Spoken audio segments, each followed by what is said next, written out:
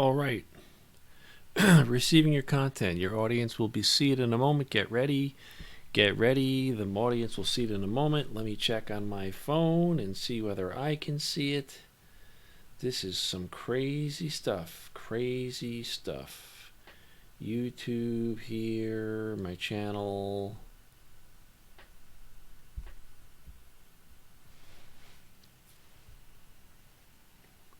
Videos, tap. Okay, the internet can totally see you now. To stop, use your encoder. Okay, the internet can totally see me, but where are they seeing me? Because I don't see me. Videos, where am I?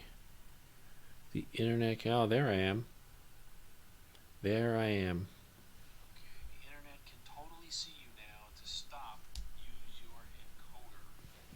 Okay, the internet can totally see me, but where are they seeing me? Because I don't see me. Videos. All right, this actually looks pretty good. We're going to go forward. I'm going to tell some people that we're here. But I don't exactly know how to tell them where to go. I'm going to begin to read some live pages off the Mueller report. I want to try to see if we can get a few people watching here first. So let me get out there. We're going to go forward. I'm going to tell some people that we're here. Oops. A little bit awkward here. We're going to get this together. That's not what I want. That's not what I want. Let's go here to YouTube. Okay. All right. So, if anybody's watching, anybody's paying attention, this right here is the so-called Mueller report. It is a 400-page document. This is the first part. This is the second part. And the report on the investigation into Russian interference in the 2016 presidential election. This is the so-called Mueller report. This is the report of the special counsel Robert S. Mueller III. And my intention is to read this report just as is because I want to understand it. And if I understand it, maybe other people can understand it. Let me turn this down a little bit. All right, so, but unfortunately, yeah, there are a couple people watching right now. If you're watching, all right, I want to share this. Oh, here, they make it very easy. So I'm going to share this bad boy on Facebook. And I got to log in, 917.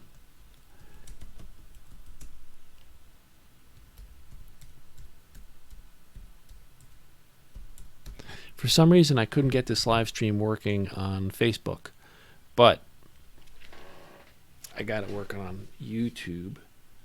Maybe because Facebook was mentioned so prominently in this thing, they don't want to allow people to stream and talk about it, but we'll see what happens here.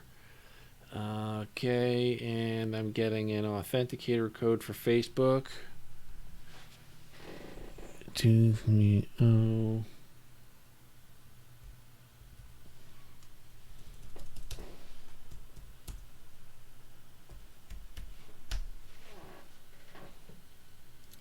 I need another way to authenticate.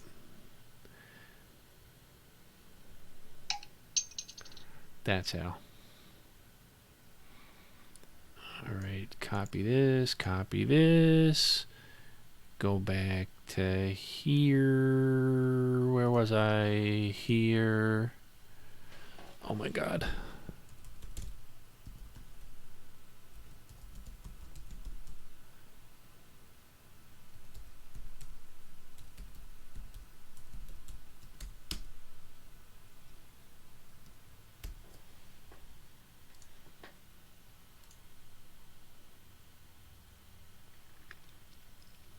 Here we go. Here we finally go. Now I'm going to say join me on YouTube right now.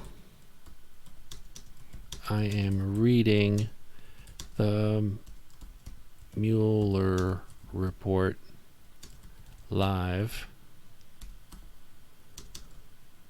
pages 1 through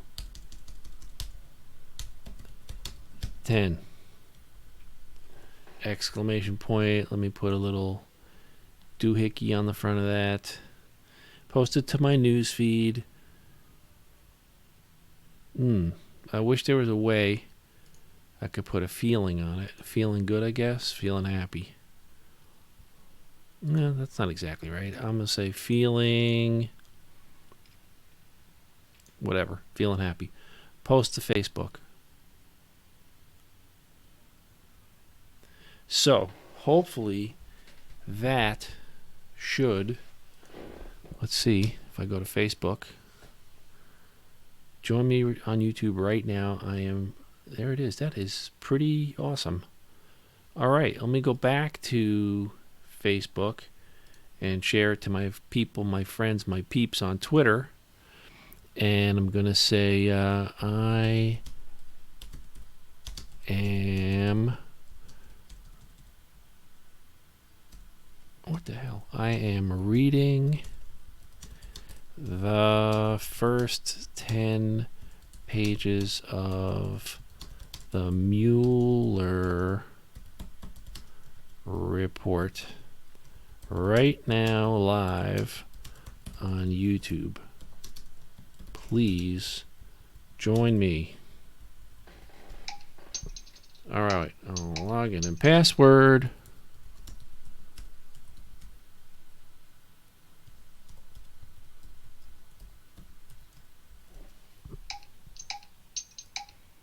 Not sure who's beeping me, but somebody's beeping me. Okay, Twitter.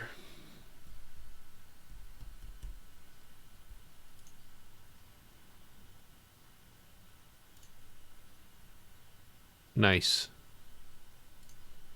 All right, so now I got... see if anybody's watching. Couple people watching. So... if you're watching, I appreciate you watching, and let other people know that this is going on right now. I know it's taken me 7 minutes to get to this point, so I should start fresh and explain exactly what I am doing. So this is Red Blue Talk. This is my channel where I talk about all kinds of things. So then first off, I got to mention this because it's part of what you got to do. Please subscribe to the channel if you have any interest at all in knowing what's going on in your neck of the woods, in your world. That's better. I'm back. Audio, video, yes, good. Please subscribe. Hit the little subscribe button in the bottom of the screen. You should see the bottom of the screen. Now you're not seeing anything, but it should be right over here. All right, hit that. You want to subscribe because that will allow me to let you know when other videos are coming out and other things are going on. That relate to politics and government and how all that affects your life. But there's a big thing happening right now, which is the report on the investigation into Russian interference in the 2016 presidential election. I am now going to proceed to read pages 1 through 10 of the Mueller report. So this is it, folks. This is the Mueller report. Report on the investigation into Russian interference in the 2016 presidential election, volume 1 of 2, as prepared by Special Counsel Robert S. Mueller III, pursuant to 28 CFR Section 600.8C, March 2019. So the first thing you'll see in this report is a very lengthy table of contents. Even some of the table of contents has been redacted. By the way I'm going to do this is if I come across something that's redacted, I'll simply say that it's been redacted, and I will read the reason that it's been redacted as it's reported in the report itself. So let's jump in. I'm going to read the introduction to Volume 1, the executive summary to Volume 1, and that's basically those two things combined are 10 pages. So let's just jump in. The rest of this is table of contents. I'm not going to read the whole table of contents right now. Introduction to Volume 1. All right. Again, share this with your friends if you're watching. If you have any interest in this, share it out with your friends, and so we can get a few more people in here. Maybe we can get some comments going. I love comments. All right, that would be cool. Chat is disabled for this live stream. Why is chat disabled? I want chat to be enabled, baby. I wonder if there's a way for me to turn that on. Enable DVR, normal latency, low latency, added delay, no added delay, encoder setup. That's interesting. I have chat disabled. I don't know how to enable it. And so I guess if you welcome to live chat, guard your privacy and abide by community guidelines. Top chat. Wait, let me see if this turns it on. Enable live chat. There we go. Boom. Chat is enabled. All right. Now, chat is on. All right, that's more like it. Okay, chat's working now. All right, but we lost our video signal. Come on, video, come back. Come back. We lost our video signal. Did we lose our video signal? What's happening here?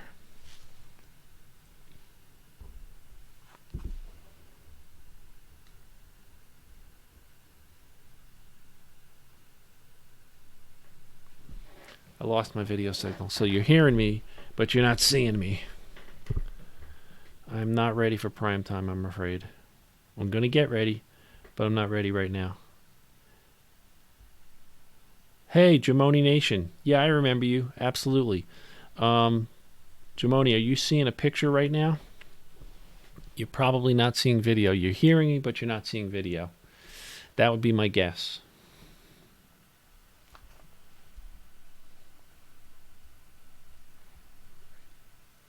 Get ready, but I'm not ready right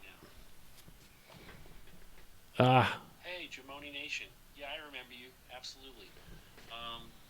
Jamoni, are you seeing a picture right now? You're probably not seeing video. You're hearing me, but you're not seeing video. Yeah, we're going to fix that. That would be my guess. Okay. Picture is back. And we're going to make it so that it stays back. Okay. All right, picture is back. Picture is back, and we're going to make it so it stays. Okay, very good. All right, let's get this thing started. Hey, Jamoni, do me a favor. Okay, picture is back. Jamoni, do me a favor. What I want you to do is hit the share button and share this with your friends so that other people find out about it. We want to get some other people into this chat thing. Yeah, okay, thank you.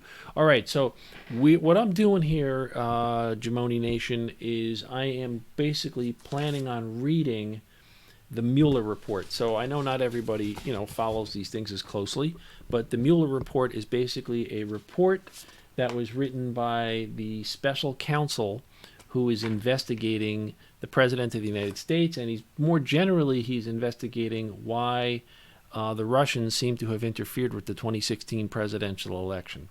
So this is called the report on the investigation into Russian interference in the 2016 presidential election. So go ahead and share this out, and I'm going to start reading from the special counsel's report. Now let me just get myself situated here so that this looks right. There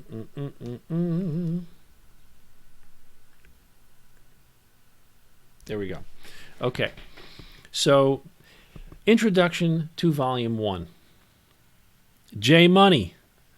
It's J Money. J Money Nation. Thank you. Hello, Veronica, and thank you. And Veronica, it would mean the world to me if you would subscribe to this channel and also share this live stream so other people have an opportunity to hear this special counsel's report. I'm going to read the first 10 pages of Robert Mueller's report.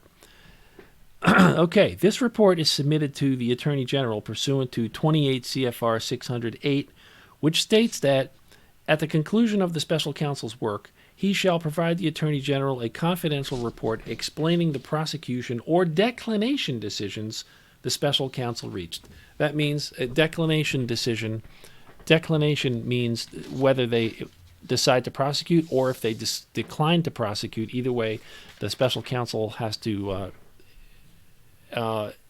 give a confidential report to the Attorney General. So I should explain that this report was given in confidence, meaning that it was not a public report. It was given to the Attorney General, and then the Attorney General then made the report available to Congress, and then it became public.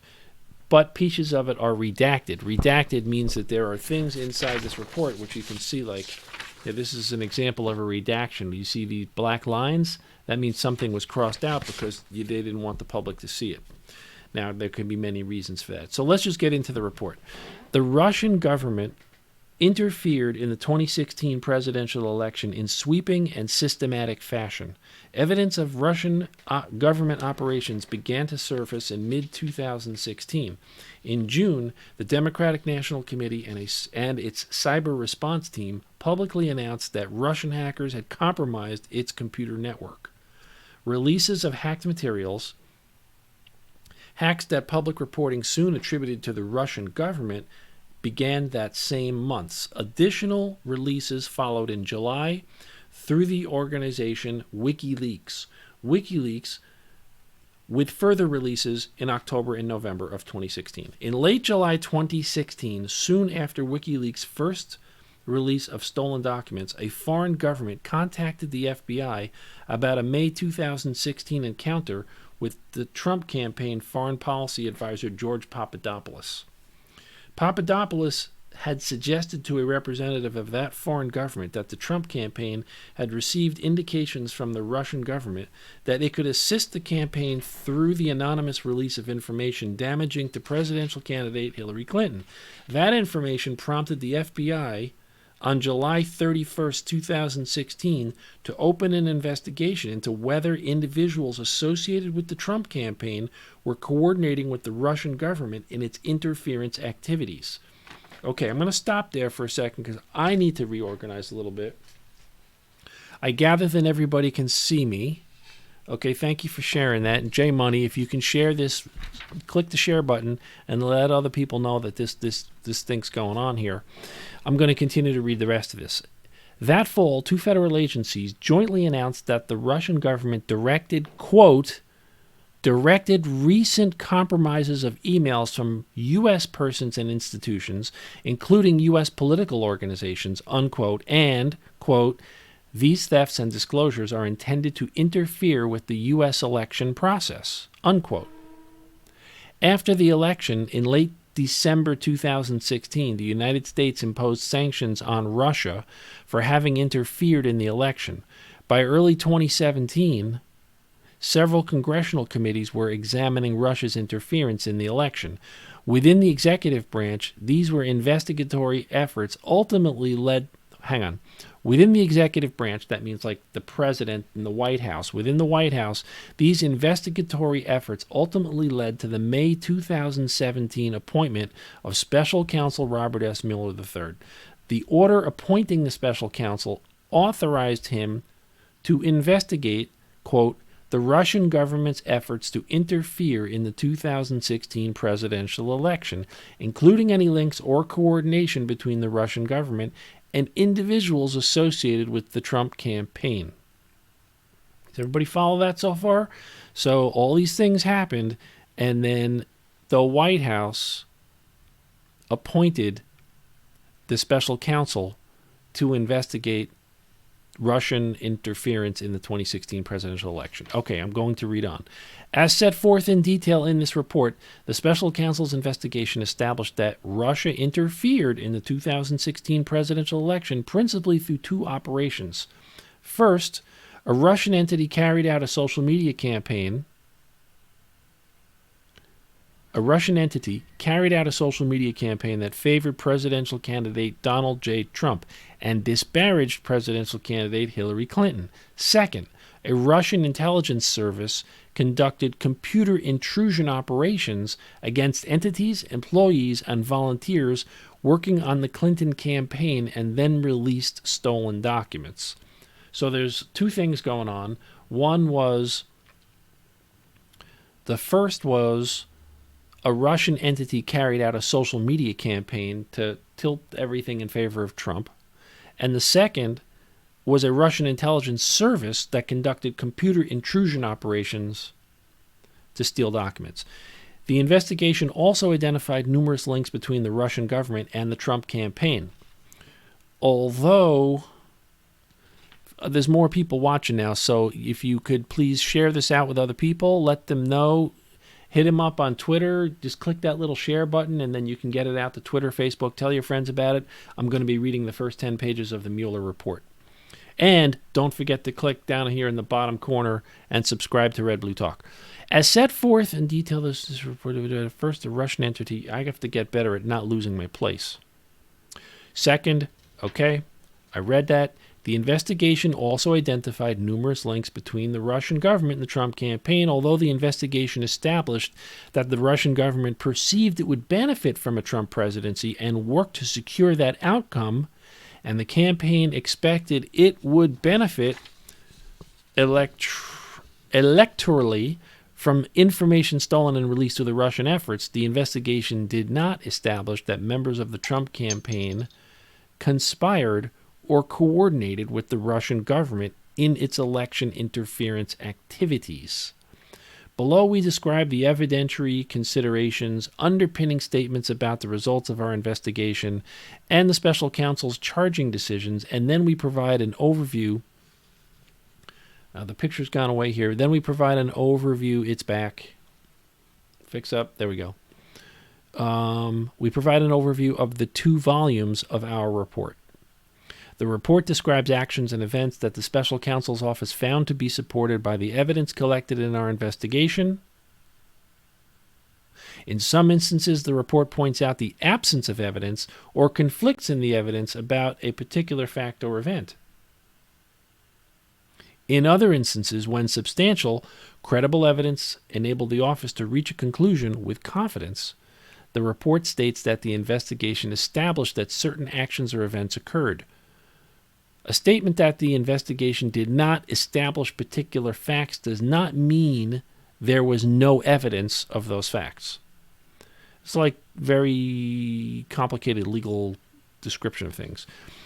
In evaluating whether evidence about collective action of multiple individuals constituted a crime, we apply the framework of conspiracy law, not the concept of quote-unquote collusion, and they put the word collusion into brackets, into quotation marks. In doing so, the office recognized that the word, quote, collude, was used in communications with the acting attorney general, confirming certain aspects of the investigation scope, and that the term has frequently been invoked in public reporting about the investigation. But collusion is not a specific offense or theory of liability found in the U.S. Code, nor is it a term of art in federal criminal law.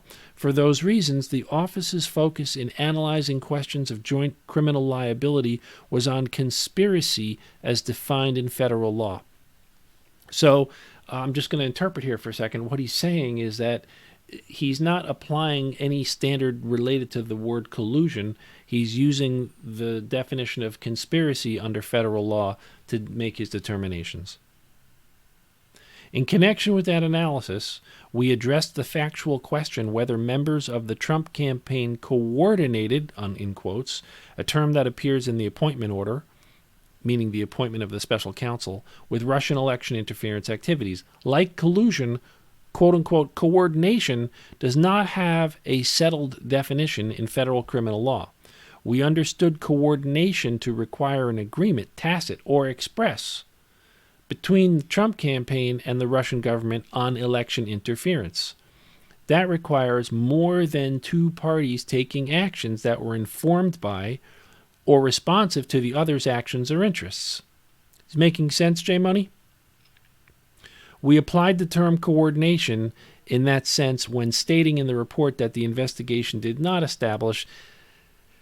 Listen to this. We applied the term coordination in that sense when stating in the report that the investigation did not establish that the Trump campaign coordinated with the Russian government in its election interference activities. Okay. The report on our investigation consists of 2 volumes. Volume 1, which we're reading from right now. Volume 1 describes the factual results of the special counsel's investigation. Volume 1 describes the factual results of the special counsel's investigation of Russia's interference in the 2016 presidential election and its interactions with the Trump campaign. Section 1 describes the scope of the investigation. Sections 2 and 3 describe the principal ways Russia interfered in the 2016 presidential election. Section 4 describes links between the Russian government and individuals associated with the Trump campaign. Section 5 sets forth the special counsel's charging decisions. Volume 2 addresses the president's actions toward the FBI's investigation into Russia's interference in the 2016 presidential election and related matters, and his actions toward the special counsel's investigation. Volume 2 separately states its framework and the considerations that guided that investigation. Okay. So that's like the end of the preamble introduction. Any comments from the folks that are watching? We have a few people watching right now. Please subscribe. Please share it with your friends. Send it out on Facebook and Twitter. In fact, before I get into the executive summary, I think I'm going to do the same, just to let people know that I'm finally cooking with gas here. This should be good. This should be good. Let me just go over to Twitter for a second. Twitter.com live dashboard, and when I want to share this thing, what do I do? Here we go. Boom.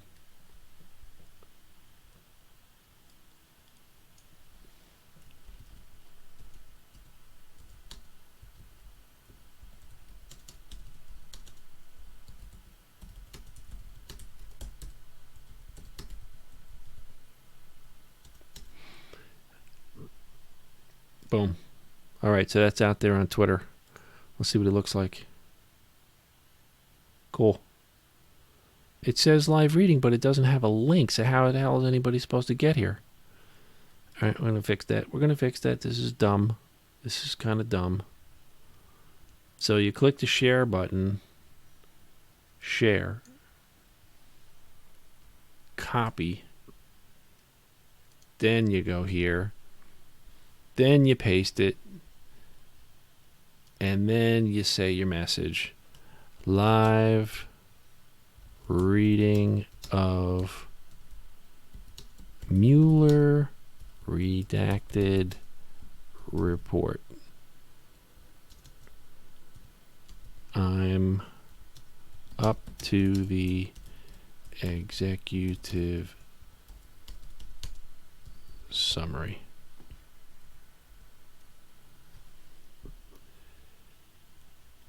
All right. That's more like it. Let's view that on Twitter. That's more like it. Okay, there we go. All right. So let's see. Maybe we'll get a couple more people watching now. A break. I need a break. Okay, here we go. Are you ready? Video still working? Audio still booming? Let's get into the executive summary to volume 1. I'm reading from verbatim from the report into the investigation into Russian interference in the 2016 presidential election, otherwise known as the Mueller report. Executive summary to volume 1. Russian social media campaign. The Internet Research Agency carried out the earliest Russian interference operations identified by the investigation, a social media campaign designed to provoke and amplify political and social discord in the United States. The IRA, that's Internet Research Agency, was based in St. Petersburg, Russia, and received funding from Russian oligarch Yevgeny Prigozhin and the companies he controlled. Prigozhin is widely reported to have ties to Russian President Vladimir Putin. And then there's 3 lines of redaction. So redaction means it's been blacked out, right? And it says harm to ongoing matter. right? Harm to ongoing matter means that there's some type of investigation that's still happening within the Justice Department, and if they revealed what was underneath that black line, it could impact their ability to deal with that ongoing matter. So it is redacted. In mid-2014, IRA, that's the Internet Research Agency, sent employees to the United States on an intelligence gathering mission with instructions. Redaction, harm to ongoing matter. Now, Congress is trying to get a copy of this report that has those redactions taken out, but here in the public circle, we're still reading a redacted version of the report. It goes on. The IRA, that's Internet Research Agency, later used social media accounts and interest groups to sow discord in the U.S. political system through what it termed, quote, information warfare, unquote. The campaign evolved from a generalized program designed in 2014 and 2015 to undermine the U.S. electoral system to a targeted operation that by early 2016 favored candidate Trump and disparaged candidate Clinton. The IRA's operation also included the purchase of political advertisements on social media. I'm on page 4, by the way. On social media, lost my place, targeted operations. The campaign evolved from a generalized program in 14 and 15 to undermine the U.S. electoral system to a targeted operation that by early 2016 favored candidate Trump and disparaged candidate Clinton. The IRA's operation also included the purchase of political advertisements on social media in the names of U.S. persons and entities, as well as the staging of political rallies in the United States. To organize those rallies, IRA employees posed as U.S. grassroots entities and persons and made contact with Trump supporters and the Trump campaign officials in the United States. The investigation did not identify that any U.S. persons conspired or coordinated with the IRA. Section 2 of this report details the office's investigation of the Russian social media campaign. Next section, Russian hacking operations. At the same time that the IRA operation began to focus on supporting candidate Trump in early 2016, the Russian government employed a second form of interference, cyber intrusions, that means hacking, and releases of hacked materials damaging to the Clinton campaign. The Russian intelligence service, known as the Main Intelligence Directorate of the General Staff of the Russian Army, that's abbreviated GRU, carried out these operations. I don't know how you get GRU from that. General Russian something. I don't get that. But Main Intelligence Directorate of the General Staff of the Russian Army is abbreviated GRU. Carried out these operations, the hacking operations. In March 2016, the GRU began hacking the email accounts of Clinton campaign volunteers and employees, including campaign chairman John Podesta. In April 2016, the GRU hacked into the computer networks of the Democratic Congressional Campaign Committee, that's the DCCC, which I think that in Washington they refer to that as the D-Trip or the DCCC, and the Democratic National Committee, the DNC. The GRU stole hundreds of thousands of documents from the compromised email accounts and networks. Around the time that the DNC announced in mid-June 2016 the Russian government's role in hacking its network, the GRU began disseminating stolen materials through the fictitious online personas DC Leaks and Guccifer 2.0. The GRU later released additional materials through the organization WikiLeaks. The presidential campaign of Donald J. Trump, the Trump campaign, or the campaign, showed interest in WikiLeaks releases of documents and welcomed their potential to damage candidate Clinton. Beginning in 2016, redaction, harm to ongoing matter, forecast to senior campaign officials that WikiLeaks would release information damaging to candidate Clinton. WikiLeaks' first release came in July 2016. Around the same time, candidate Trump announced that he hoped Russia would recover emails described as missing from a private server used by Clinton when she was Secretary of State. He later said that he was speaking sarcastically. Redaction. There's 3 redacted black lines, harm to ongoing matter. WikiLeaks began releasing Podesta's stolen emails on October 7, 2016. less than 1 hour after a U.S. media outlet released video considered damaging to candidate Trump. Section 3 of this report details the office's investigation into the Russian hacking operations, as well as other efforts by the Trump campaign supporters to obtain Clinton-related emails. I need to take a break here. This is intense. All right, so the next section is called Russian Contacts with the Campaign. The social media campaign and the GRU hacking operations coincided with a series of contacts between the Trump campaign officials and individuals with ties to the Russian government.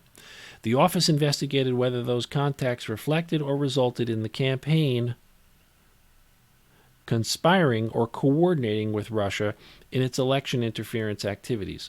Although the investigation established that the Russian government perceived it would benefit from a Trump presidency and worked to secure that outcome, and that the campaign expected it would benefit electorally from information stolen and released through the Russian efforts, the investigation did not establish that members of the Trump campaign conspired or coordinated with the Russian government in its election interference activities. The Russian contacts consisted of business connections, offers of assistance to the campaign, invitations for candidate Trump and Putin to meet in person, invitations for campaign officials and representatives of the Russian government to meet, and policy positions seeking improved U.S.-Russian relations.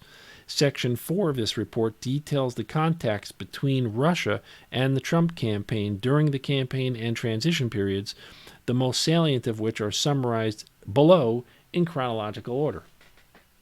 Here we go. 2015. Some of the earliest contacts were made in connection with a Trump Organization real estate project in Russia known as Trump Tower Moscow. Candidate Trump signed a letter of intent for Trump Tower Moscow in November 2015 and January 2016. Trump Organization executive Michael Cohen emailed and spoke about the project with the Office of Russian Government Press Secretary Dmitry Peskov. The Trump Organization pursued the project through at least June 2016, including by considering travel to Russia by Cohen and candidate Trump. In spring 2016, this happened. Campaign foreign policy advisor George Papadopoulos made early contact with Joseph Mifsud, a London-based professor who had connections to Russia and traveled to Moscow in April 2016. Immediately upon his return to London from that trip, Mifsud told Papadopoulos that the Russian government had, in its, in quote, dirt on Hillary Clinton in the form of thousands of emails. 1 week later, in the first week of May 2016, Papadopoulos suggested to a representative of a foreign government that the Trump campaign had received indications from the Russian government that it could assist the campaign through the anonymous release of information damaging to candidate Clinton.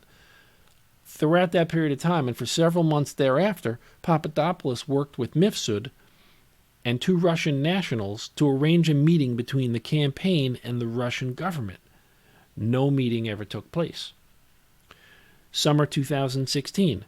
Russian outreach to the Trump campaign continued into the summer of 2016 as candidate Trump was becoming the presumptive Republican nominee for president.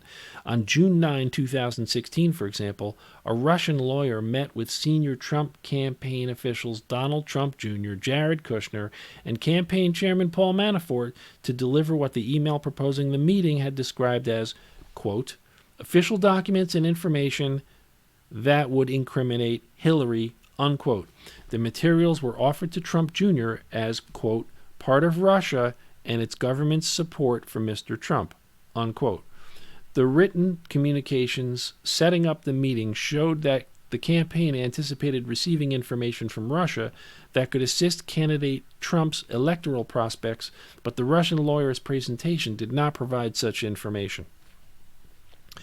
Days after the June 9 meeting, on June 14, 2016, a cybersecurity firm and the DNC announced that Russian government hackers had infiltrated the DNC and obtained access to opposition research on candidate Trump, among other documents. In July 2016, campaign Foreign Policy Advisor Carter Page traveled in his personal capacity to Moscow and gave the keynote address at the New Economic School. Page, again, we're talking about Carter Page, who is a campaign foreign policy advisor. Page lived and worked in Russia from 2003 to 2007. After returning to the United States, Page became acquainted with at least 2 Russian intelligence officers, one of whom was later charged in 2015 with conspiracy to act as an unregistered agent of Russia. Page's July 2016 trip to Moscow and his advocacy for pro-Russian foreign policy drew media attention. The campaign then distanced itself from Page, and by late September 2016, removed him from the campaign. July 2016 was also the month that WikiLeaks first released emails stolen by the GRU from the DNC. On July 22, 2016, WikiLeaks posted thousands of internal DNC documents revealing information about the Clinton campaign. Within days, there was public reporting that the U.S. intelligence agencies had, quote, high confidence, unquote, that the Russian government was behind the theft of emails and documents from the DNC. And within a week of the release, a foreign government informed the FBI about its May 2016 interaction with Papadopoulos and his statement that the Russian government could assist the Trump campaign. On July 31, 2016, based on the foreign government reporting, the FBI opened an investigation into potential coordination between the Russian government and the individuals associated with the Trump campaign. Separately, on August 2, 2016, Trump campaign chairman Paul Manafort met in New York City with his longtime business associate Konstantin Kilimnik, who the FBI assesses to have ties to Russian intelligence. Kilimnik requested the meeting to deliver in person a peace plan for Ukraine that Manafort acknowledged to the special counsel's office was a backdoor way for Russia to control part of eastern Ukraine. Both men believed the plan would require candidate Trump's assent to succeed were he were to be elected president. They also discussed the status of the Trump campaign and Manafort's strategy for winning Democratic votes in Midwestern states. Months before that meeting, Manafort had caused internal polling data to be shared with Kilimnik, and the sharing continued for some period of time after their August meeting. Fall of 2016. Guys, this is long. I need to get a drink of water. I'm going to be right back, and when I come back, I'm going to pick up with fall 2016. Am I losing video? I might be losing battery here. All right. So you know what I'm going to do? I'm going to take a break, and we're going to come back, and I'm going to resume with fall 2016. Stand by, everybody.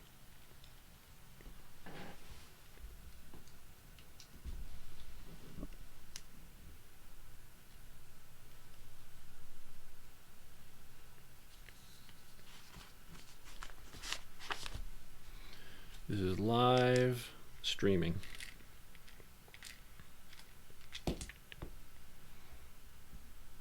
This bad boy is out of battery. Out of battery. Not good.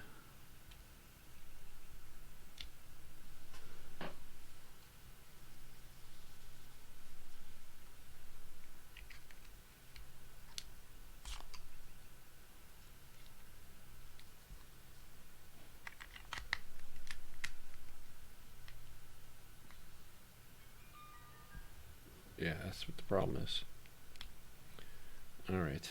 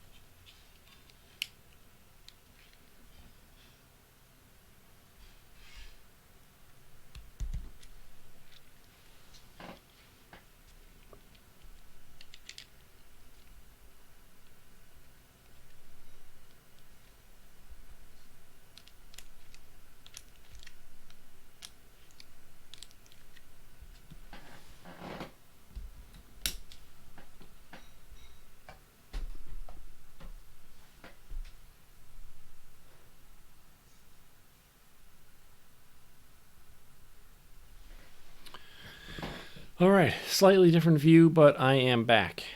And I'm hoping this live stream is still working. Yeah, I think it is. Good. Okay, good. All right, so I'm going to take a breath for air here. I need to get some power on that camera. Be right back, and I'm going to get some water, and I'll be right back.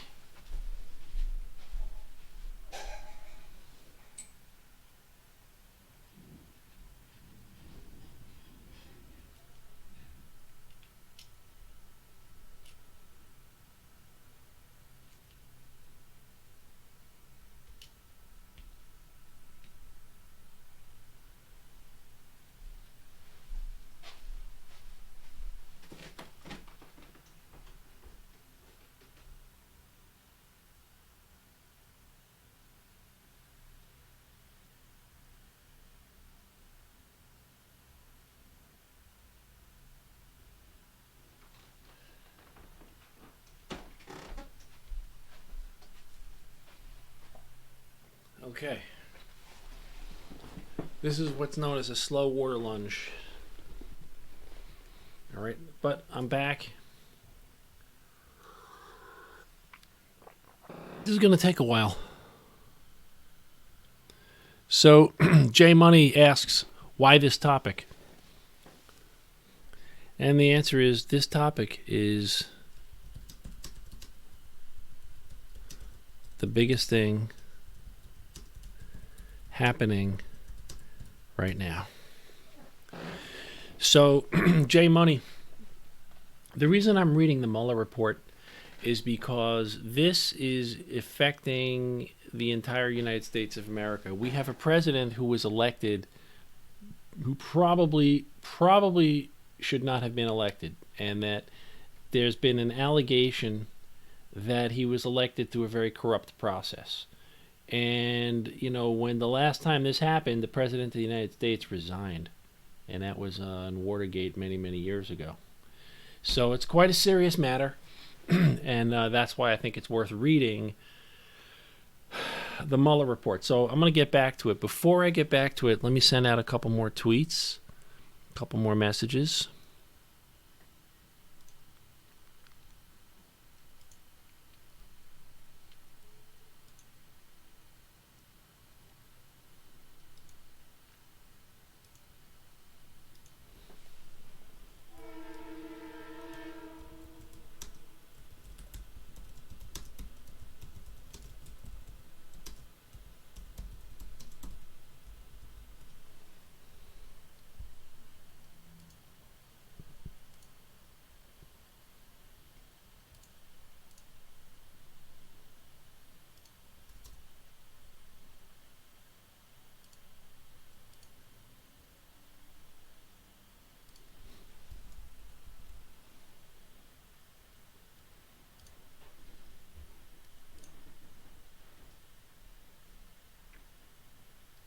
All right, here we go.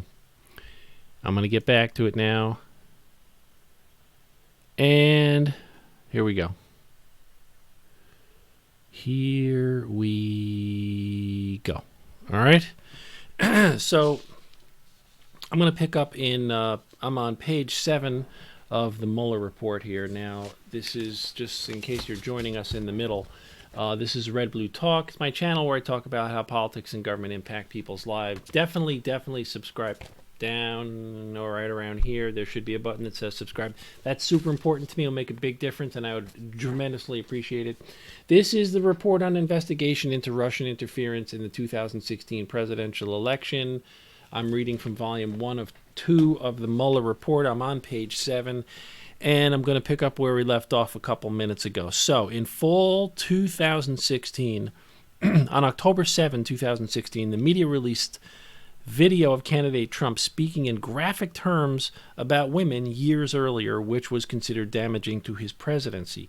Less than an hour later, WikiLeaks made its second release. Thousands of John Podesta's emails that had been stolen by the GRU in late March 2016. The FBI and other U.S. government institutions were at the time continuing their investigation of suspected Russian government efforts to interfere in the presidential election. That same day, October 7, Department of Homeland Security, and the Office of the Director of National Intelligence issued a joint public statement that, quote, what's going on here?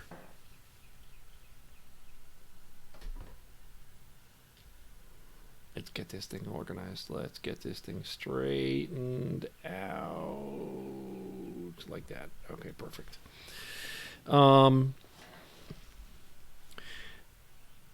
DNI and Department of Homeland Security issued a joint statement, quote, that the Russian government directed the recent compromises of emails from U.S. persons and institutions, including from U.S. political organizations, unquote. Those thefts and the disclosures of the hacked materials through online platforms such as WikiLeaks, the statement continued, quote, are intended to interfere with the U.S. election process. Post-2016 election, immediately after the November 8 election, Russian government officials and prominent Russian businessmen began trying to make inroads into the new administration. The most senior levels of the Russian government encouraged these efforts. The Russian embassy made contact hours after the election to congratulate the president-elect and to arrange a call with President Putin. Several Russian businessmen picked up the effort from there. Kirill Dmitriev, the chief executive officer of the Russians' Sovereign Wealth Fund, was among the Russians who tried to make contact with the incoming administration. In early December, a business associate steered Dmitriev to Eric Prince, a supporter of the Trump campaign and an associate of senior Trump advisor Steve Bannon. Dmitriev and Prince later met face-to-face in January 2016 in the Seychelles and discussed U.S.-Russia relations. During the same period, another business associate introduced Dmitriev to a friend of Jared Kushner who had not served on the campaign or the transition team. Dmitriev and Kushner's friend collaborated on a short written reconciliation plan for the United States and Russia, which Dmitriev implied had been cleared through Putin. The friend gave the proposal to Kushner before the inauguration, and Kushner later gave copies to Bannon and incoming Secretary of State Rex Tillerson. Make a little adjustment here. That might look a little better. Let's bump that up. Good. Okay. On December 29, 2016, then President Obama imposed sanctions on Russia for having interfered in the election. Incoming National Security Advisor Michael Flynn and Russian Ambassador Sergei Kislyak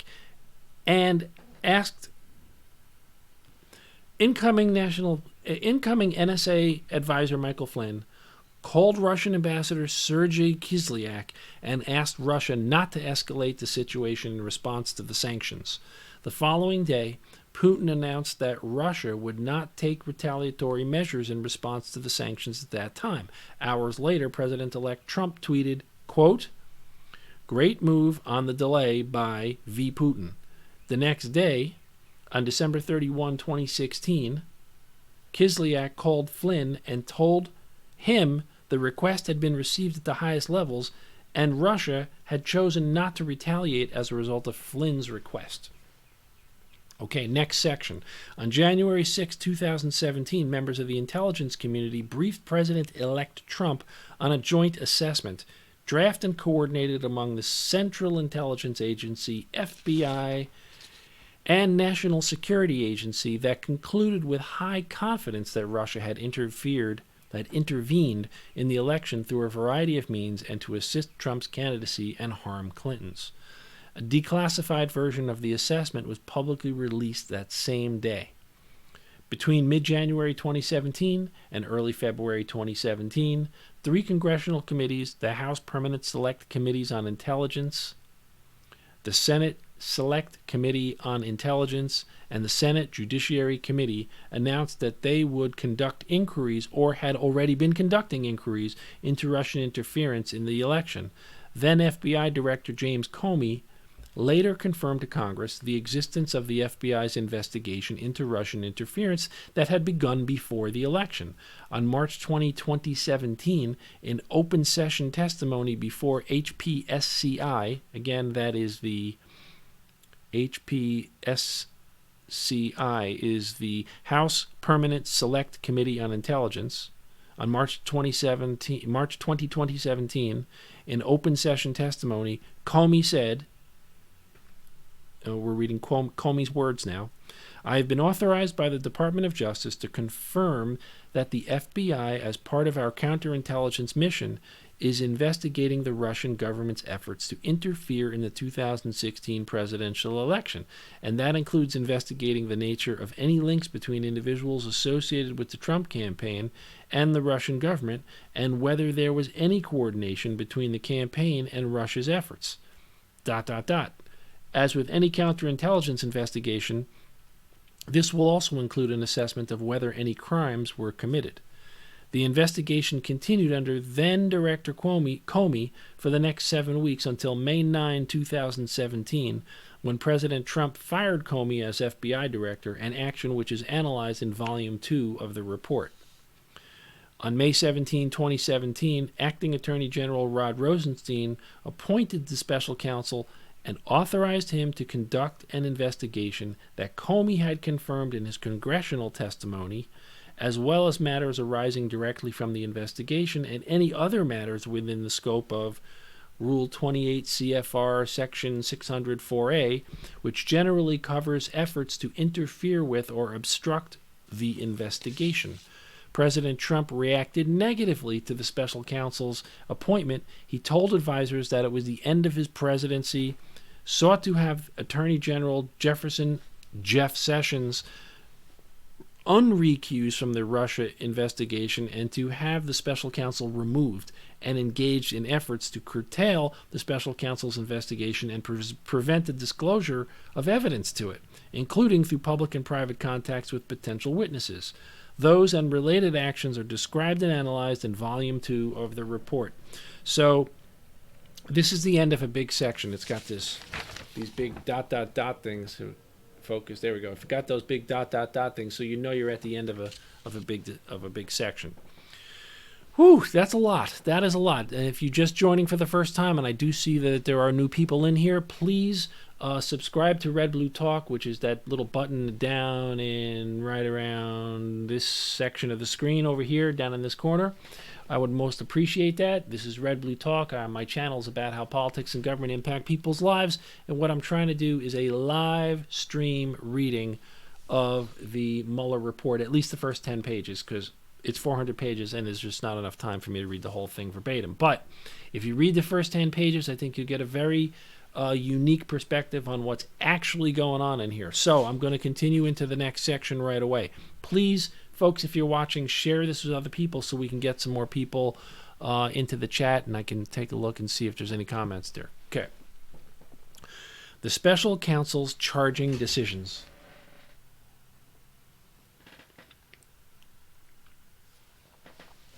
In reaching the charging decisions described in Volume 1 of the report, the office determined whether the conduct it found amounted to a violation of federal criminal law chargeable under the principles of federal prosecution. See Justice Manual Section 9-27000 et seq. 2018.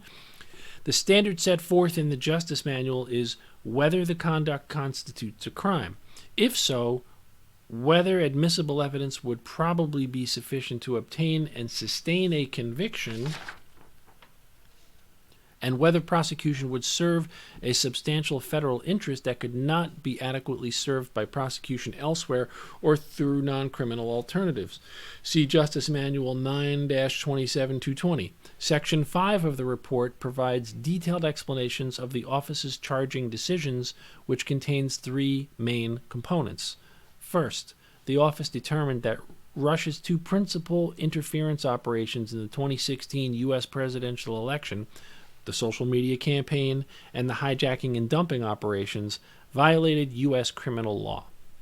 Many of the individuals and entities involved in the social media campaign have been charged with participating in a conspiracy to defraud the United States by undermining through deceptive acts the work of federal agencies charged with regulating foreign influence in U.S. elections, as well as related counts of identity theft. See U.S. versus Internet Research Agency et al. Number 18 CR 32 DDC. Separately, Russian intelligence officers who carried out the hacking into Democratic Party computers and the personal email accounts of individuals affiliated with the Clinton campaign conspired to violate, among other federal laws, the federal computer intrusion statute, and they have been so charged. See United States versus Netshaiko et al., number 18 CR 215 DDC. And then you have one of these redactions, and it says here, redaction due to harm to ongoing matter related to personal privacy. So there's some personal privacy issue related to this hacking into people's individual computers. Second, and again, what we're talking now about the three main components of the Office of Special Counsel's charging decisions. Okay, the first was related to social media campaign and the hacking and dumping operation. Second, while the investigation identified numerous links between individuals with ties to the Russian government and individuals associated with the Trump campaign, the evidence was not sufficient to support criminal charges. Among other things, the evidence was not sufficient to charge any campaign official as an unregistered agent of the Russian government or other Russian principal. And our evidence about the June 9, 2016 meeting and WikiLeaks releases of hacked materials was not sufficient to charge a criminal campaign finance violation. Further, the evidence was not sufficient to charge that any member of the Trump campaign conspired with representatives of the Russian government to interfere in the 2016 election. I'm going to read that sentence again because I think that it's a very critical thing. It says, further, the evidence was not sufficient to charge that any member of the Trump campaign conspired with representatives of the Russian government to interfere in the 2016 election. Third, the investigation established that several individuals affiliated with the Trump campaign lied to the office of the special counsel and to Congress about their interactions with Russian-affiliated individuals and related matters. Those lies materially impaired the investigation of Russian election interference. The office charged some of those lies as violations of the federal false statement statute. Former National Security Advisor Michael Flynn pleaded guilty to lying about his interactions with Russian Ambassador Kislyak during the transition period.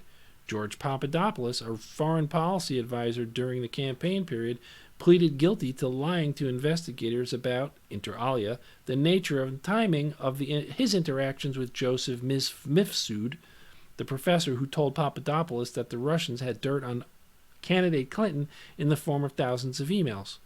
Former Trump Organization attorney Michael Cohen pleaded guilty to making false statements to Congress about the Trump Moscow project. And then there's another redaction, and it says, harm to ongoing matter. Harm to ongoing matter. And in February 2019, the U.S. District Court for the District of Columbia found that Manafort lied to the office and the grand jury concerning his interactions and communications with Konstantin Kilimnik about the Trump campaign polling data and a peace plan for the Ukraine.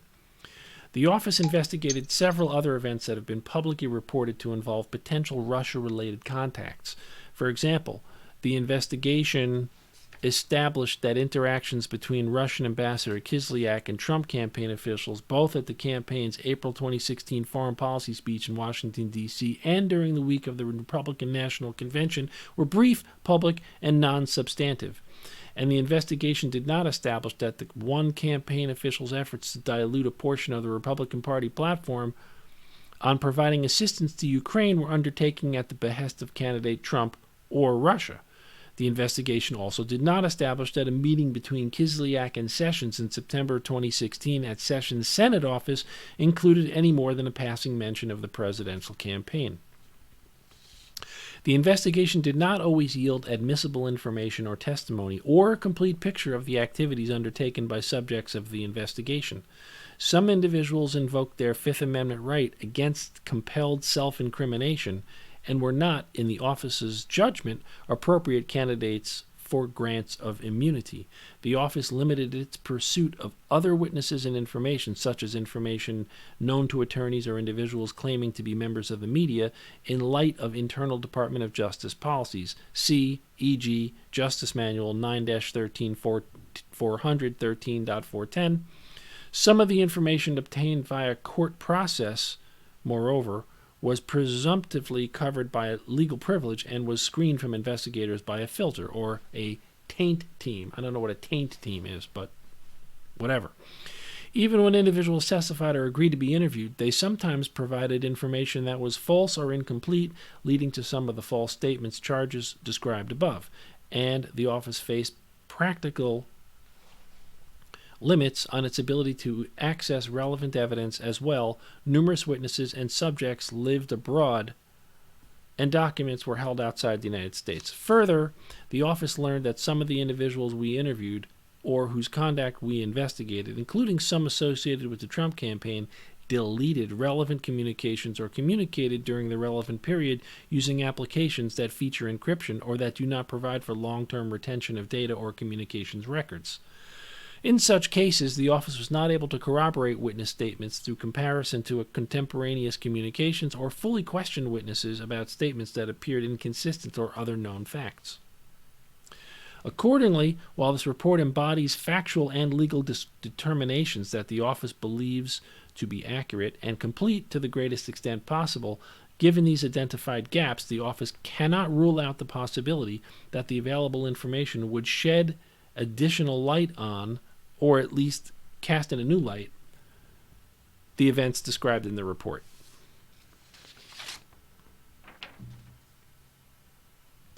So that is the end of the executive summary. Have I just finished that? That is the end of the executive summary. And then from there, it goes into the special counsel's investigation. So that we've been on here for about an hour and 7 minutes. Of course, the first 7 minutes I was still goofing around with my cameras and all that stuff. I don't know what to say. Having read the executive summary, the executive summary kind of leads me to believe that you got to read a lot more to understand exactly what went wrong. But this was an incredibly thorough investigation, and it looks like they figured out exactly what happened. There were two big things that were going on during the campaign and during the transition where the Russians were involved. One was a social media campaign, and the other was like straight up hacking, where they were hacking into DNC computers and then publishing the information in information dumps. That's the story. And it looks like the guys who were indicted, for the most part, were indicted for lying to the investigators about all kinds of things. So, I'm going to take a break. I'm going to send out this information and tee up some more people on YouTube, and then keep going.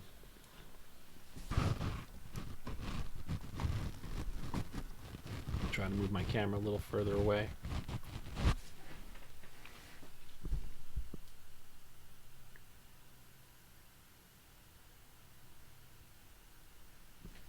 Here we go.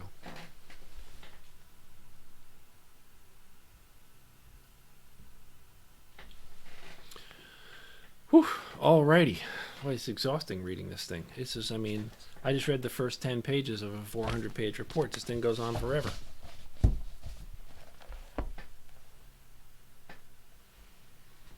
This is the beginning of chapter 1 of volume 1.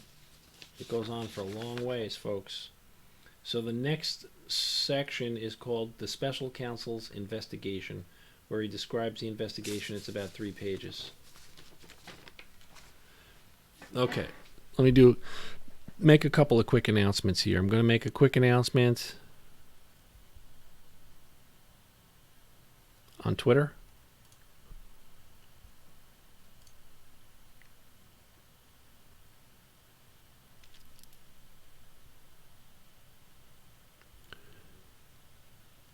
Okay, here we go. People are looking at this. to my amazement. But let me do a new tweet here.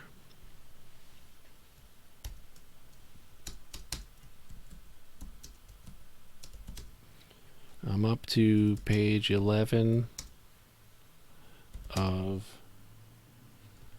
volume 1 of the Mueller report live reading.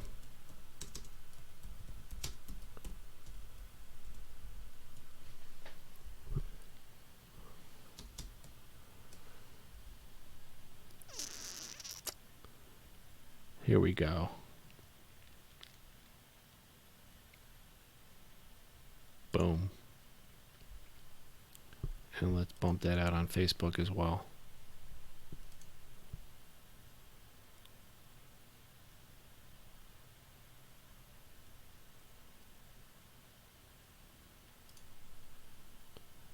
Yikes. Okay, that's incredible. All right, let's do this. Let's share this in a group. See if my indivisible friends are interested.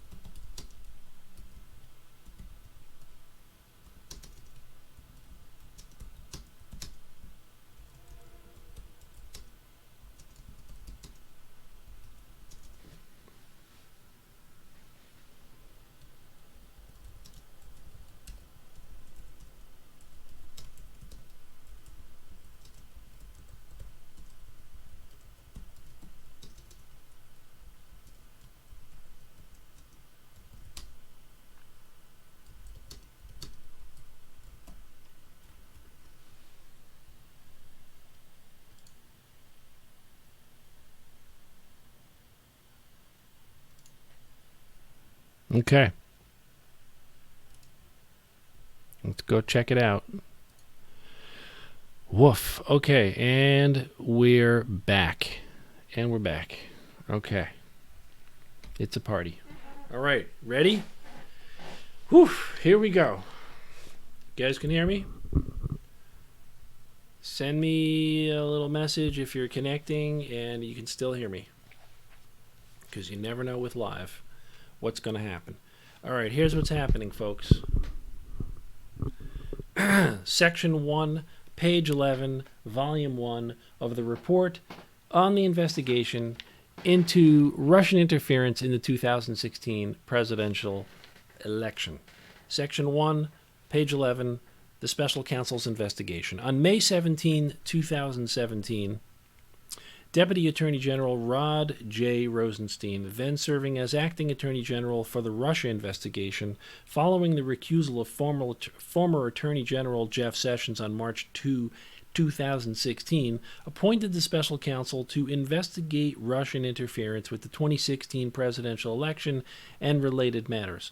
Office of the Deputy Attorney General, Order Number 3915-2017, appointment of special counsel to investigate Russian interference with the 2016 presidential election and related matters, May 17, 2017, appointment order, relying on the authority vested in the acting attorney general, including 28 U.S.C. section 509, 510, 515, the acting attorney general ordered the appointment of a special counsel, quote, in order to discharge the acting attorney general's responsibility to provide supervision and management of the Department of Justice and to ensure a full and thorough investigation of the Russian government's efforts to interfere in the 2016 presidential election.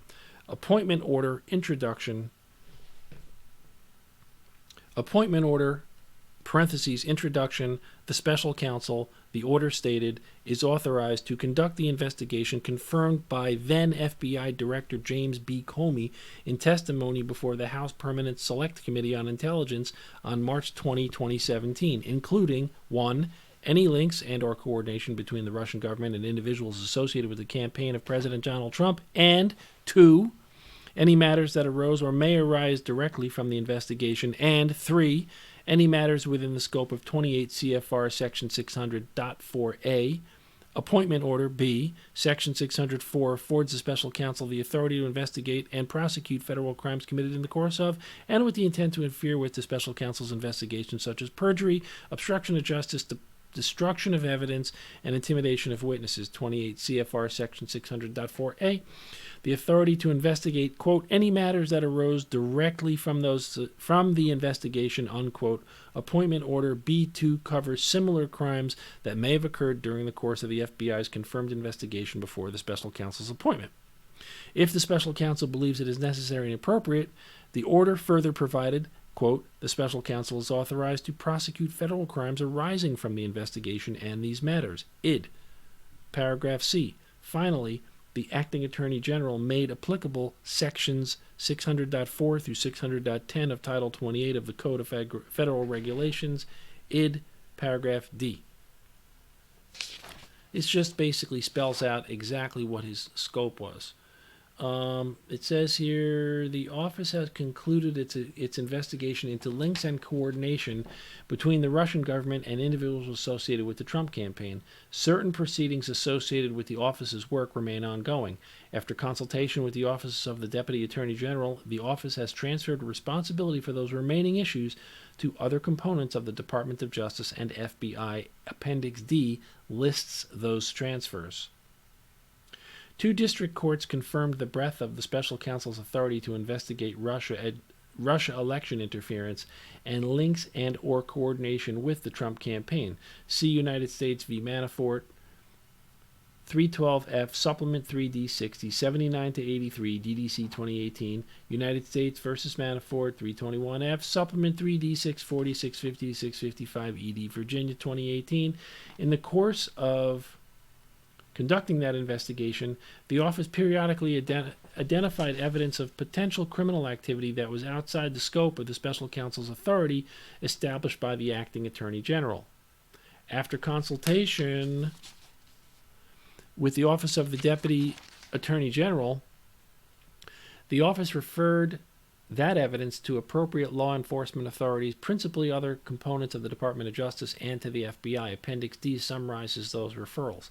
To carry out the investigation and prosecution of the matters assigned to him, the special counsel assembled a team that at its high point included 19 attorneys, 5 of whom joined the office from private practice and 14 on detail or assigned from other Department of Justice components. These attorneys were assisted by a filter team of department lawyers and FBI personnel who screened materials obtained via court process or privileged information before turning those materials over to investigators, a support staff of 3 paralegals, I always wondered about that, on detail from the department's antitrust division, and an administrative staff of 9 responsible for budget, finance, purchasing, human resources, records, facilities, security, information technology, and administrative support. The special counsel attorneys' support staff were co-located with and worked alongside approximately 40 FBI agents, intelligence analysts, forensic accountants, a paralegal, and professional staff assigned by the FBI to assist the special counsel's investigation. Those assigned FBI employees remained under FBI supervision at all times. The matters on which they assisted were supervised by the special counsel. And then there's a footnote. The footnote says, FBI personnel assigned to the special counsel's office were required to adhere to all applicable federal law and all department FBI regulations, blah, blah, blah. During the investigation, the office issued more than 2,800 subpoenas, and under the auspices of a grand jury sitting in the District of Columbia, executed nearly 500 search and seizure warrants, obtained more than 230 orders for communications records under 18 U.S.C. 2703D, obtained almost 50 orders authorizing use of pen registers, whatever that is, made 13 requests to foreign governments pursuant to mutual legal assistance treaties, and interviewed approximately 500 witnesses, including almost 80 before a grand jury.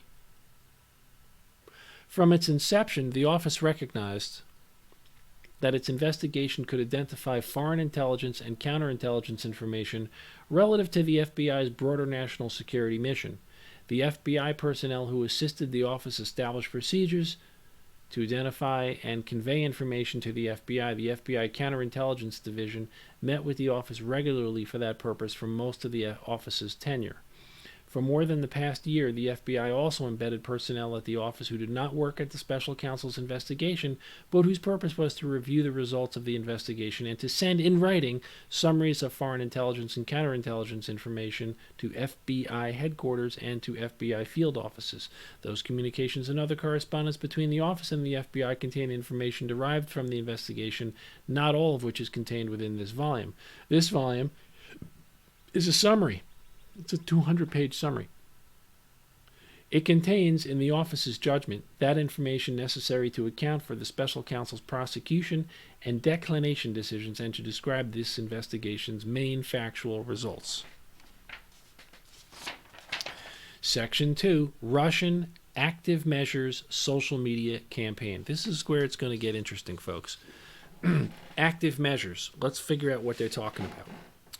The first form of Russian election influence came principally from the Internet Research Agency, LLC, known as the IRA, a Russian organization funded by Yevgeny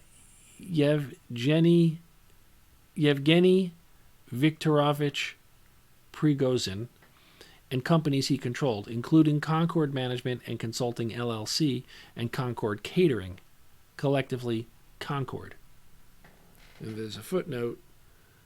The office is aware of reports that other Russian entities engaged in similar active measure operations targeting the United States. Some evidence collected by the office corroborates those reports, and the office has shared that evidence with the other offices in the Department of Justice and FBI. The IRA conducted social media operations targeted at large U.S. audiences with the goal of sowing discord in the U.S. political system. Footnote 3. Harm to ongoing matter. So we have a redaction here. The FBI case number cited here and other FBI case numbers identified in the report should be treated as law enforcement sensitive given the context. The report contains additional law enforcement sensitive information. These operations constituted active measures, and then there's two words in Russian which I can't read or pronounce, but I assume that it's a translation of the word active measure into Russian, a term that typically refers to operations conducted by Russian security services aimed at influencing the course of international affairs. Footnote 4, as discussed in Part 5 below, the active measures investigation had resulted in criminal charges against 13 individual Russian nationals and 3 Russian entities, principally for conspiracy to defraud the United States in violation of 18 Section 371, C Volume 1, Section 5A, Infra, Indictment, United States versus Internet Research Agency. I actually did a video about that a while ago. That's the indictment of the Russians who were involved in the social media operations. Okay. The IRA and its employees began operations targeting the United States as early as 2014 using fictitious U.S. personas. IRA employees operated social media accounts and group pages designed to attract U.S. audiences. These groups and accounts, which addressed divisive U.S. political and social issues, falsely claimed to be controlled by U.S. activists. Over time, these social media accounts became a means to reach large U.S. audiences. IRA employees traveled to the United States in mid-2014 on an intelligence-gathering mission to obtain information and photographs for their use in social media posts. Interesting. IRA employees posted derogatory information about a number of candidates in the 2016 U.S. presidential election. By early to mid-2016, IRA operations included supporting the Trump campaign and disparaging candidate Hillary Clinton. The IRA made various expenditures to carry out these activities, including buying political advertisements on social media in the names of U.S. persons and entities. Some IRA employees posing as U.S. persons and without revealing their Russian association communicated electronically with individuals associated with the Trump campaign and with other political activists to seek to coordinate political activities, including the staging of political rallies. And there's another redacted footnote. Some IRA employees posing as U.S. persons. All right, let's keep going. By the end of 2016 U.S. election, the IRA had the ability to reach millions of U.S. people through their social media accounts. Multiple IRA-controlled Facebook groups and Instagram accounts had hundreds of thousands of U.S. participants. IRA-controlled Twitter accounts separately had tens of thousands of followers, including multiple U.S. political figures who retweeted IRA-created content. In November 2017, a Facebook representative testified that Facebook had identified 470 IRA-controlled Facebook accounts that collectively made 80,000 posts between January 2015 and August 2017. Facebook estimated that IRA reached as many as 126 million persons through its Facebook accounts. And then there's footnote 6. I'm going to read it. Social media influence in the 2016 U.S. election. Hearing before the Senate Select Committee on Intelligence, November 1, 2017. Testimony of Colin Stretch, the general counsel of Facebook. He said, quote, "We estimate that roughly 29 million people were served content in their news feeds directly from the IRA's 80,000 posts over the 2 years. Posts from these pages were also liked, shared, and followed by people on Facebook, and as a result, three times more people may have been exposed to a story that originated from the Russian operation. Our best estimate is that approximately 126 million people may have been served content from a page associated with the IRA at some point during the 2-year period." Unquote.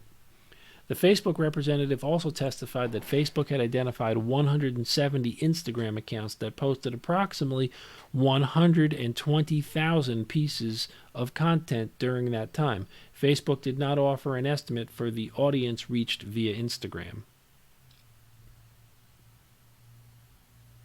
In January 2018, Twitter announced that it had identified 3,814 IRA-controlled Twitter accounts and notified approximately 1.4 million people that Twitter believed may have been in contact with an IRA-controlled account. And that was Twitter's update on Twitter's review of the 2016 U.S. election, January 31, 2018. And then in Section A, they talk about the structure of the Internet Research Agency. And here there's some significant redactions. Harm to an ongoing matter, harm to an ongoing matter. It says here the organization quickly grew. The growth of the organization also led to a more detailed organizational structure.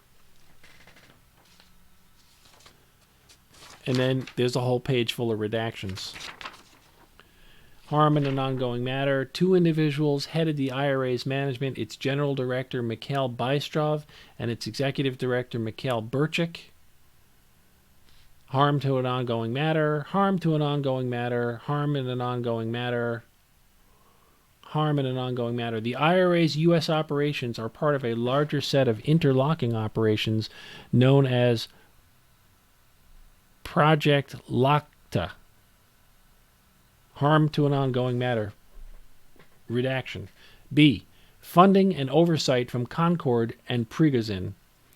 Until at least February 2018, Yevgeny Viktorovich Prigozhin and 2 Concord companies funded the IRA. Prigozhin is a wealthy Russian businessman who served as the head of Concord. And then there's a bunch of redacted footnotes.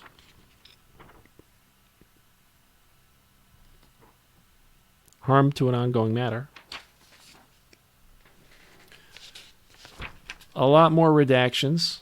I mean, there's more redactions than not redactions in this section. It says here, Prigozhin was sanctioned by the U.S. Treasury Department in December 2016. Numerous media sources have reported on Prigozhin's ties to Putin, and the two have appeared together in public photographs. Redaction, redaction, redaction, and then footnotes, most of which are redacted.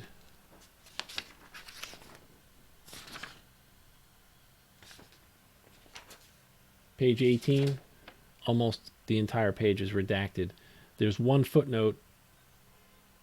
I don't understand this. It's like they redacted a paragraph, but they opened and there's a superscript. There's a footnote at the end of one of the paragraphs that's been redacted, but the footnote is not redacted, and it says the term troll refers to internet users, in this context, paid operatives who post inflammatory or otherwise disruptive content on social media or other websites.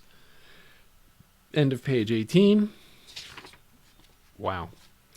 Page 19. IRA employees were aware that Prigozhin was involved in the IRA's U.S. operations. Redaction. And then there's a footnote that's not redacted. In May 2016, IRA employees claiming to be U.S. social activists and administrators of Facebook groups recruited U.S. persons to hold signs, including one in front of the White House that read, "Happy 55th birthday, dear boss," as a homage to Prigozhin, whose 55th birthday was on June 1st, 2016. And then a bunch of redactions. And then a section C, the IRA targets U.S. elections. The IRA ramps up its U.S. operations as early as 2014. The IRA's U.S. operations sought to influence public opinion through online media and forums. By the spring of 2014, the IRA began to consolidate U.S. operations with a single general department known internally as the Translator Department. Redaction. IRA subdivided the Translator Department into different responsibilities, ranging from operations on different social media platforms to analytics to graphics and IT. And the rest of the page, so just read that at the top there, the entire rest of the page is redacted. The next page is about 75% redacted. IRA employees also traveled to the United States on intelligence gathering missions. In June 2014, 4 IRA employees applied to the U.S. Department of State to enter the United States while lying about the purpose of their trip and claiming to be 4 friends who had met at a party. Ultimately, 2 IRA employees, Anna Bogasheva and Alexandra Krylova, received visas and entered the United States on June 4, 2014. Prior to traveling, Krylova and Bogasheva compiled itineraries and instructions for the trip. Section 2, or paragraph 2, U.S. operations through IRA-controlled social media accounts. Dozens of IRA employees were responsible for operating accounts and personas on different U.S. social media platforms. The IRA referred to employees assigned to operate the social media accounts as specialists. Footnote 42, but footnote 42 is redacted. Starting as early as 2014, the IRA's U.S. operations included social media specialists focused on Facebook, YouTube, and Twitter. The IRA later added specialists who operated on Tumblr and Instagram accounts. All right, I'm going to take a break right there because I need to get a glass of water because I'm dying here.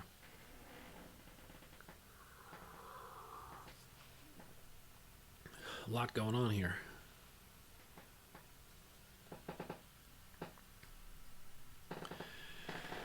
Mago 029. Thank you for the note. I appreciate it.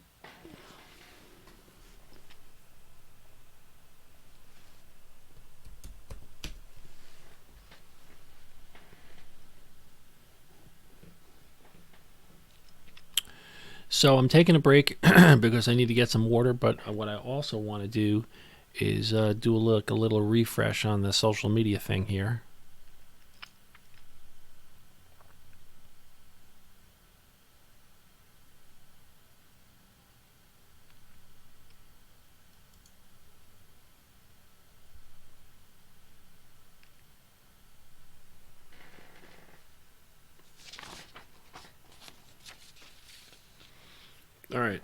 going to get interesting in a second again, I think.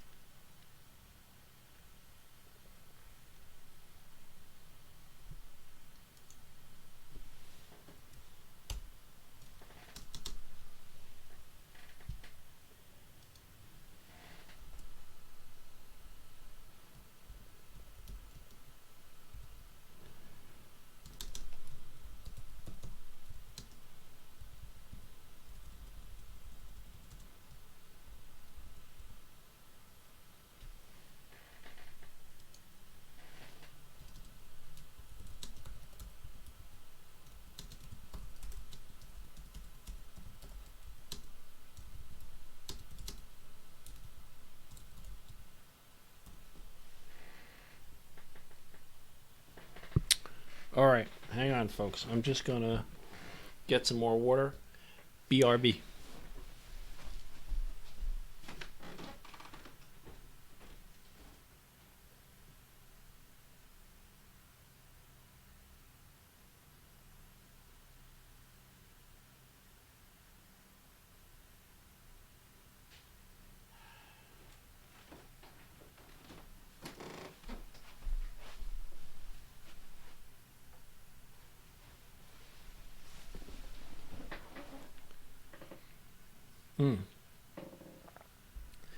While I'm taking my break here, I'm just gonna plug in my batteries so I can charge my batteries while I'm doing this.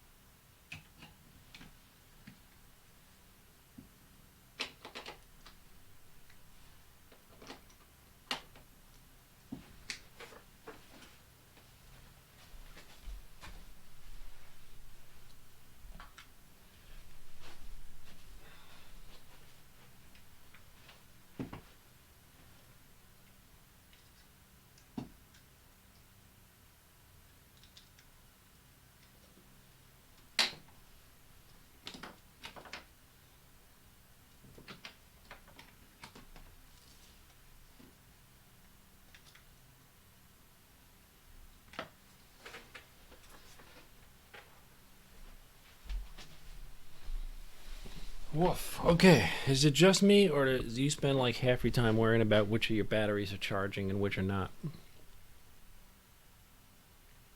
There we go. There's autofocus kicking in. Okay. All right, let me just bang out one more notification. One or two more notifications.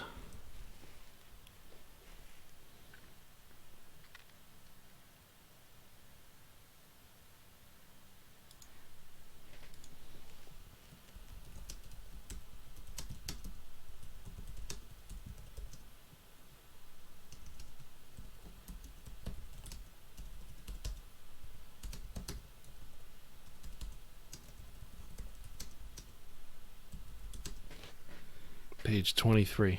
Volume 1, page 23. Include the original post. Boom. Boom. Post. And let's go post. Let me share it out one more time. Share on my timeline. On my timeline.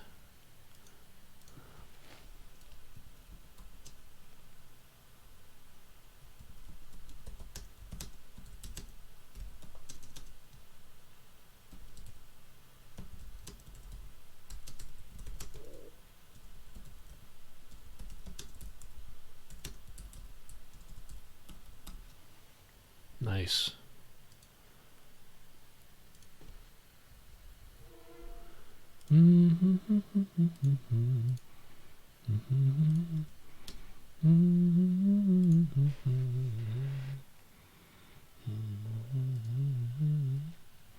Okay.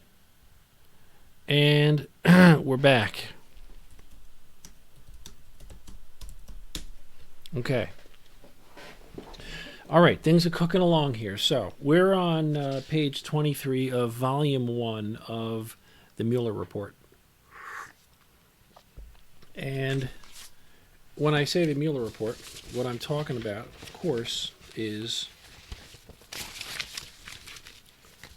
this document. It is the report on the investigation into Russian interference in the 2016 presidential election, aka the Mueller report, the special counsel's report, whatever you want to call it. It is a 400-page document, and I'm just going to pick up where I left off. I'm in a section now that deals with U.S. operations through IRA control. That's Internet Research Agency.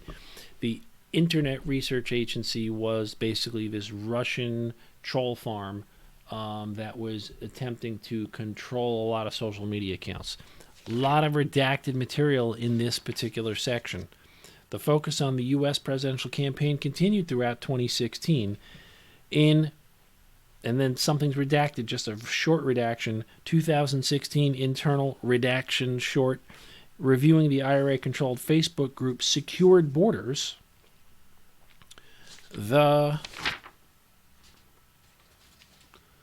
author criticized the lower number of posts dedicated to criticizing Hillary Clinton and reminded the Facebook specialist it is imperative to intensify criticizing Hillary Clinton. Footnote 51, but the footnote is redacted. IRA employees also acknowledged that their work focused on influencing the U.S. presidential election. Redaction. Section 3, U.S. operations through Facebook. Many IRA operations used Facebook accounts created and operated by its specialists. Specialists is the term that the IRA used for the people that actually did the posting work on social media. And then it's a whole page, pretty much the entire rest of the page is redacted, except footnote 4, which says IRA Facebook groups active during the 2016 campaign covered a range of political issues and included purported conservative groups with names such as Being Patriotic or Stop All Immigrants or Secured Borders and Tea Party News. Purported black social justice groups, quote, Black Matters, Blacktivists, and Don't Shoot Us, LGBT groups such as LGBT United, and religious groups United Muslims of America. Throughout 2016, IRA accounts published an increasing number of materials supporting the Trump campaign and opposing the Clinton campaign. For example, on May 31, 2016, the operational account Matt Skiber began to privately message dozens of pro-Trump Facebook groups asking them to help plan a, quote, pro-Trump rally near Trump Tower. Footnote 55 says, May 31st, 2016, message ID, blah, blah, blah, blah, blah, Matt Skiber to ID redact. And they redact who it was sent to on May 31st, 2016. A different Facebook ID, Matt Skiber to ID. It's leaving out who these messages, these Facebook messages were sent to for the purpose of protecting personal privacy. All right, so back to the body of the text. It says, to reach larger U.S. audiences, the IRA purchased advertisements from Facebook that promoted the IRA groups on the news feeds of U.S. audience members. According to Facebook, the IRA purchased 3,500 advertisements, and the expenditures totaled approximately $100,000. During the U.S. presidential campaign, many IRA-purchased advertisements explicitly supported or opposed a presidential candidate or promoted U.S. rallies organized by the IRA, discussed below. As early as March 2016, the IRA purchased advertisements that overtly opposed Clinton campaign. For example, on March 18, 2016, the IRA purchased an advertisement depicting candidate Clinton and a caption that read in part, "If one day God lets this liar enter the White House as a president, that day would be a real national tragedy," footnote 57. And in footnote 57, they list the advertisement ID number. Similarly, on April 6, 2016, the IRA purchased advertisements for its account Black Matters, calling for a flash mob of U.S. persons to take a photo with Hillary Clinton for Prison 2016. In other words, they wanted a photo. They wanted people to take their pictures with a sign containing a hashtag that would say hashtag Hillary Clinton for Prison 2016 or hashtag No Hillary 2016, and then they identify that Facebook advertisement ID. IRA purchased advertisements featuring Clinton were, with very few exceptions, negative. And that's footnoted down to CSM, blah, blah, blah, Serial 2013, documenting politically oriented advertisements from the larger set by Facebook. IRA purchased advertisements referencing candidate Trump largely supported his campaign. The first known IRA advertisement explicitly endorsing the Trump campaign was purchased on April 19, 2016. The IRA bought an advertisement for its Instagram account, Tea Party News, asking U.S. persons to help them make a patriotic team of young Trump supporters by uploading photos with the hashtag #KidsForTrump. Footnote 60, which is a Facebook advertisement ID. In subsequent months, the IRA purchased dozens of advertisements supporting the Trump campaign, predominantly through Facebook groups, quote, Being Patriotic, quote, Stop All Invaders, and Secured Borders.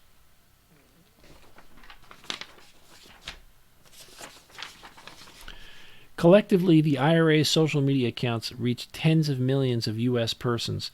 Individual IRA social media accounts attract hundreds of thousands of followers. For example, at the time they were deactivated by Facebook in mid-17, the IRA's United Muslims of America Facebook group had over 300,000 followers, and the Don't Shoot Us Facebook group had over 250,000 followers. The Being Patriotic Facebook group had over 200,000 followers, and the Secured Borders Facebook group had over 130,000 followers. According to Facebook, in total, the IRA-controlled accounts made over 80,000 posts before their deactivation in August of 2017, and these posts reached at least 29 million U.S. persons and may have reached an estimated 126 million people. And that's footnote 62, which was Facebook's testimony in front of Congress. Section 4, U.S. operations through Twitter. A number of IRA employees assigned to the translator department served as Twitter specialists. Redaction. The IRA's Twitter operations involved two strategies. First, IRA specialists operated certain Twitter accounts to create individual U.S. personas. Redaction. And then there's a footnote, but it says footnote 4, but there's no footnote 4 on this page, so I don't get it. Separately, the IRA operated a network of automated Twitter accounts, commonly referred to as a bot network, that enabled the IRA to amplify existing content on Twitter. And then Section 4A, individualized accounts, redaction. I'm on page 27. The IRA operated individualized Twitter accounts similar to the operation of its Facebook accounts by continuously posting original content to the accounts while also communicating with U.S. Twitter users directly through public tweeting or Twitter's private messaging. The IRA used many of these accounts to attempt to influence U.S. audiences on the election. Individualized accounts used to influence the U.S. presidential election included at 10_GOP, at Jen Abrams, claiming to be a Virginian Trump supporter with 70,000 followers, at Pamela Moore 13, claiming to be a Texan Trump supporter with 70,000 followers, and at America First, an anti-immigration persona with 24,000 followers. In May 2016, the IRA created the Twitter account March for Trump, which promoted IRA-organized rallies in support of the Trump campaign. Using these accounts and others, the IRA provoked reactions from users and the media. Multiple IRA-posted tweets gained popularity. U.S. media outlets also quoted tweets from IRA-controlled accounts and attributed them to reactions of real U.S. persons. Similarly, numerous high-profile U.S. persons, including former Ambassador Michael McFaul, Roger Stone, Sean Hannity, and Michael Flynn Jr., retweeted or responded to tweets posted to these IRA-controlled accounts. Multiple individuals affiliated with the Trump campaign also promoted IRA tweets, discussed below. Then it goes on to talk in Section B about botnet activities.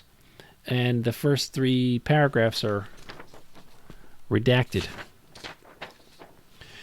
In January 2018, Twitter publicly identified 3,814 Twitter accounts associated with the IRA, and this is footnote 79. Eli Rosenberg, Twitter to tell 677,000 users they were had by the Russians.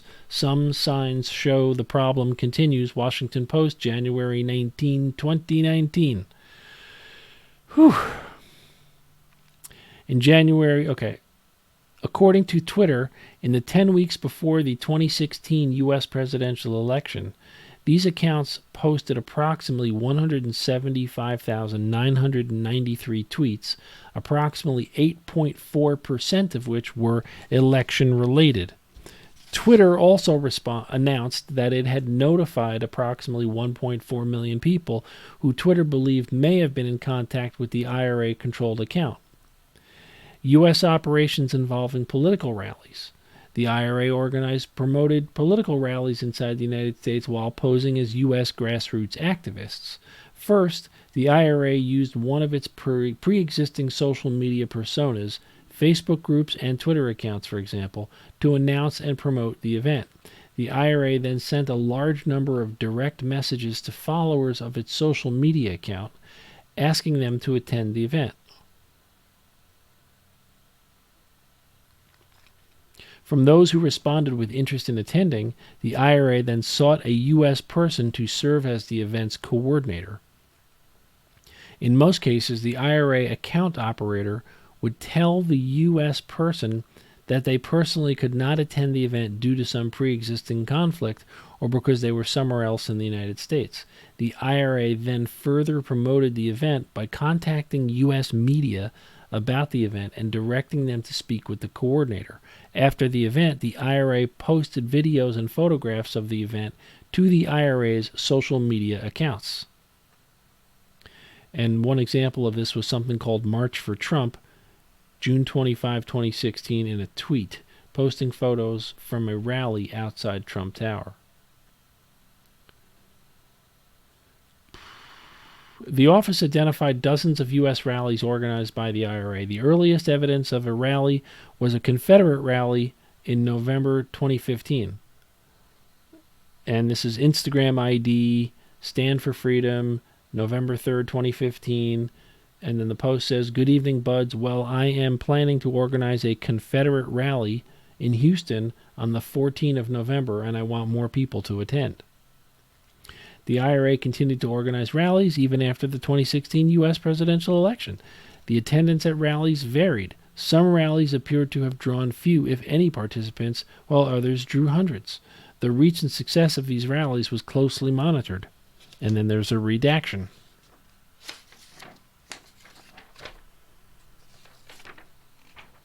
Page 30 is redacted from border to border.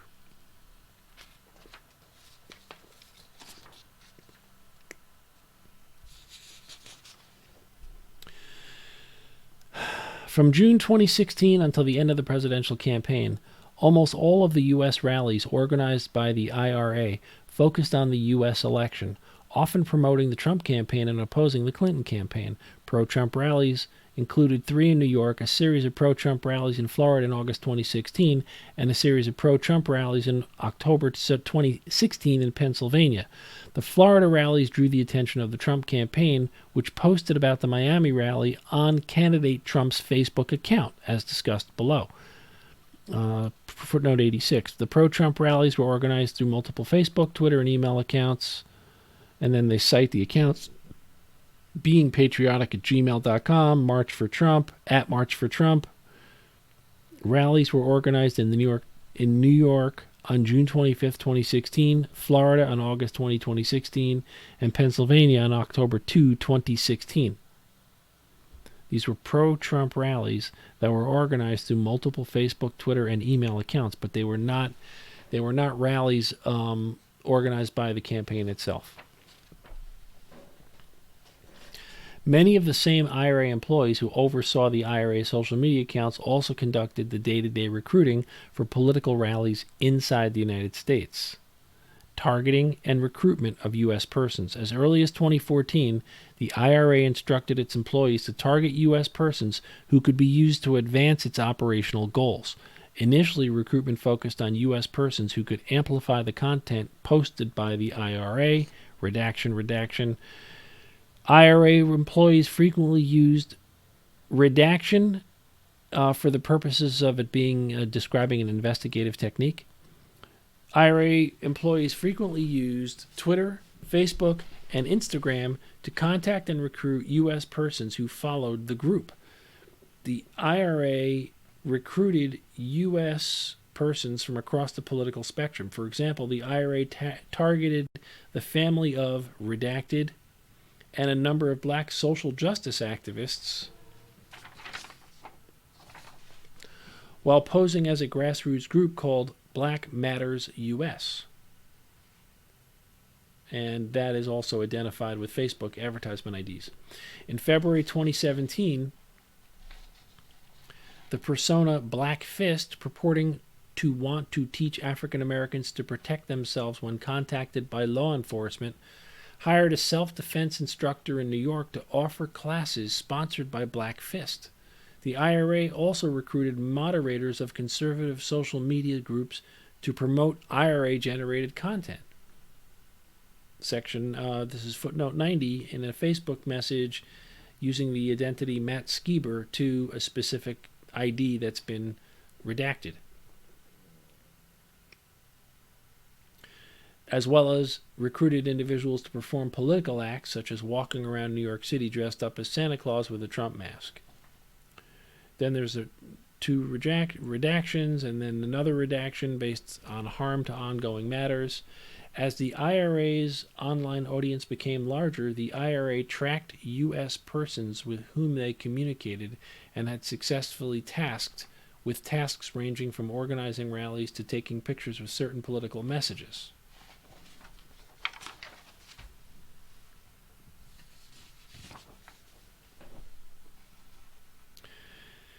Section 7. Interactions with contacts in the Trump campaign. The investigation identified two different forms of connections between the IRA and members of the Trump campaign. The investigation identified no similar connections between the IRA and the Clinton campaign. Let me just bump up my volume here a little bit.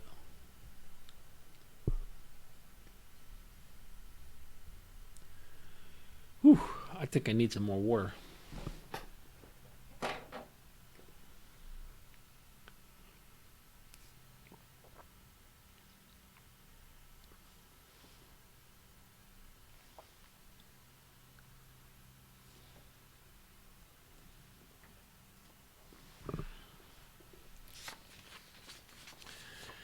Okay, now he's talking about interactions and contacts with the Trump campaign. Oh, wait, let me get that volume turned up for you guys. Hey, I see somebody tuning in there. Thank you for the connection. Would love it if you would share this live stream with other people. Click the share button in YouTube.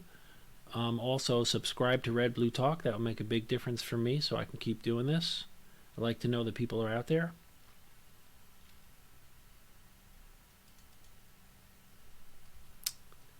Bear with me 1 second. I just want to bump up the volume a little bit.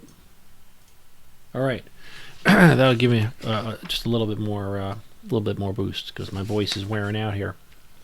So I'm in page 33, volume 1, section 7, paragraph A, actually just the beginning of paragraph 7, interactions and contacts with the Trump campaign.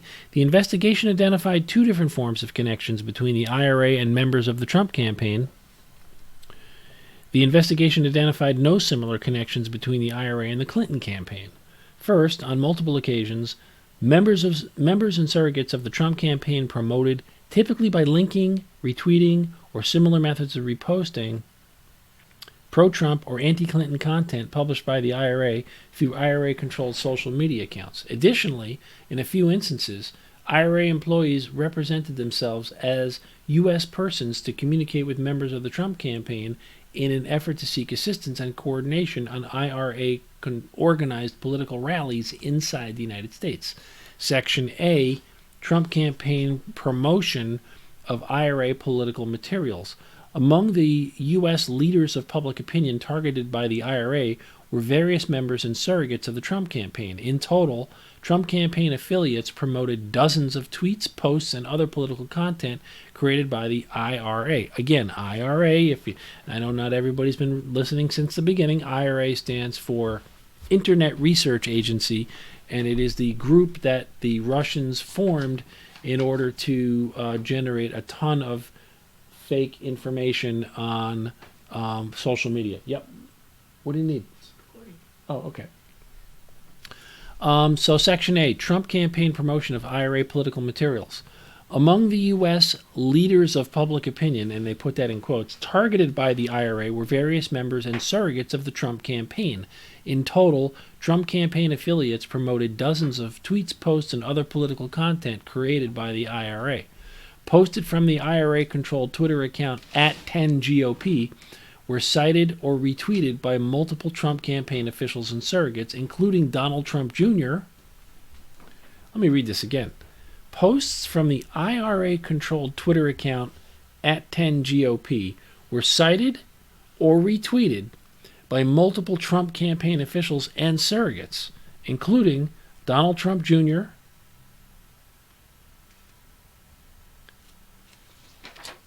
Eric Trump, Kellyanne Conway, Brad Pascal, and Michael Flynn.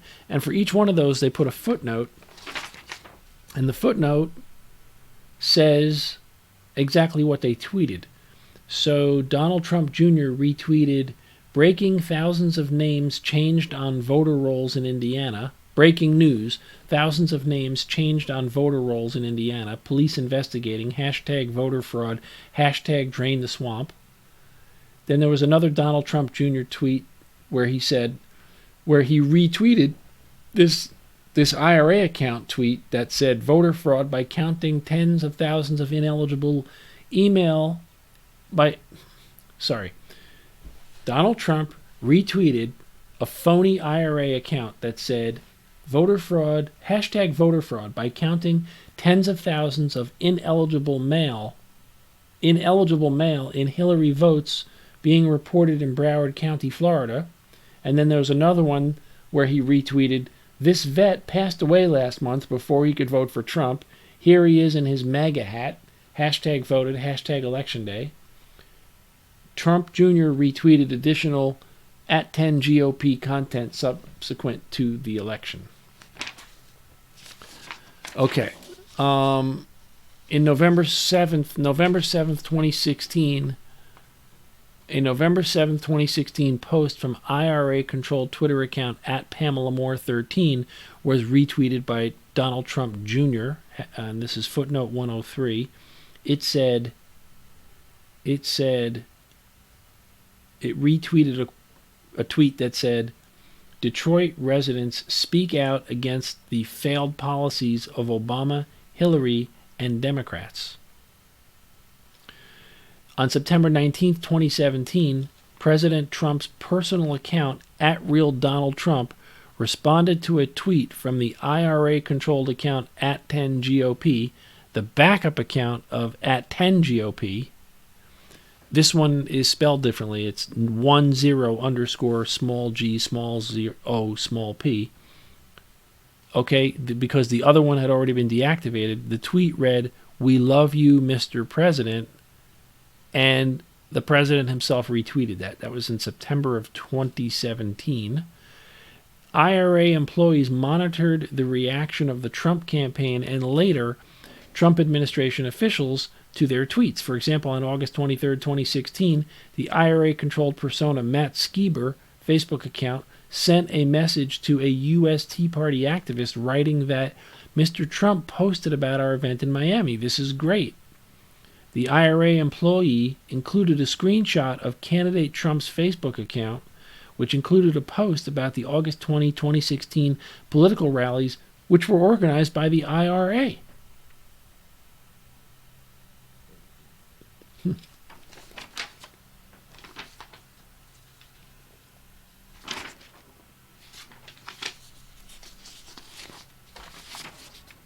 Trying to keep these in order.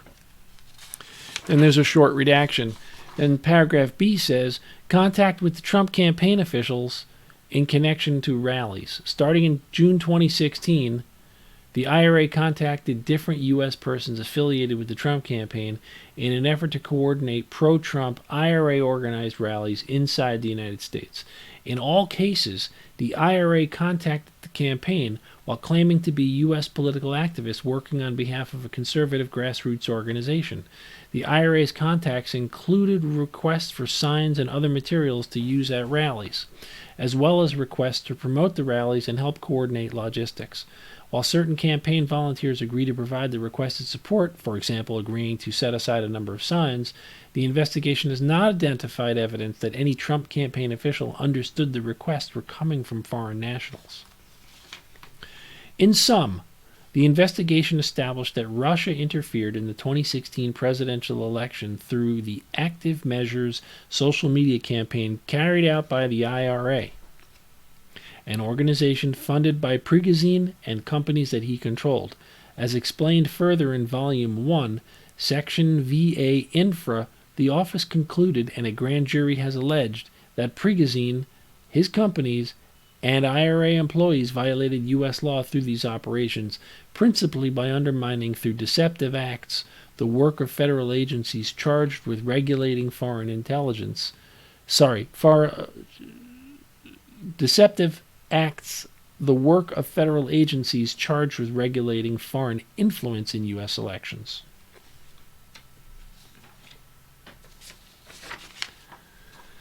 Beginning in March 2016, now Section 3 is all about Russian hacking and dumping operations, which is, the other main way that the Russians interfered in the election. So one is through the social media operations, and the other is the Russian hacking and dumping operations. These were like two separate and distinct campaigns. The first one was carried out by the IRA, and the Russian hacking was carried out by the GRU. So beginning in March 2016, units of the Russian Federation's main intelligence directorate of the General Staff, abbreviated GRU for some reason, hacked the computers and email accounts of organizations, employees, and volunteers supporting the Clinton campaign, including the email account of campaign chairman John Podesta. Starting in April 2016, the GRU hacked into the computer networks of the Democratic Congressional Campaign Committee, the DCCC, or the D-TRIP, and the Democratic National Committee, DNC. The GRU targeted hundreds of email accounts used by Clinton campaign employees, advisors, and volunteers. In total, the GRU stole hundreds of thousands of documents from compromised email accounts and networks. The GRU later released stolen Clinton campaign and DNC documents through online personas, DC Leaks and Guccifer 2.0, and later through the organization WikiLeaks. The release of the documents was designed and timed to interfere with the 2016 U.S. presidential election and undermine the Clinton campaign. The Trump campaign showed interest in WikiLeaks releases, and in the summer and fall of 2016, big redaction. They did something. I don't know what it is. After redaction, WikiLeaks' first Clinton-related release, redaction, the Trump campaign stayed in contact, redaction, about WikiLeaks activities. The investigation was unable to resolve, redaction, WikiLeaks' release of the stolen Podesta emails on October 7, 2016, the same day a video from years earlier was published of Trump using graphic language about women.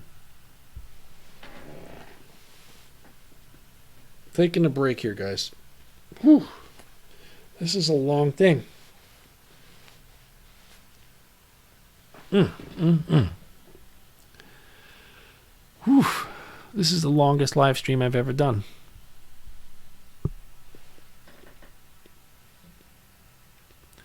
Okay, and then I'm on page 36.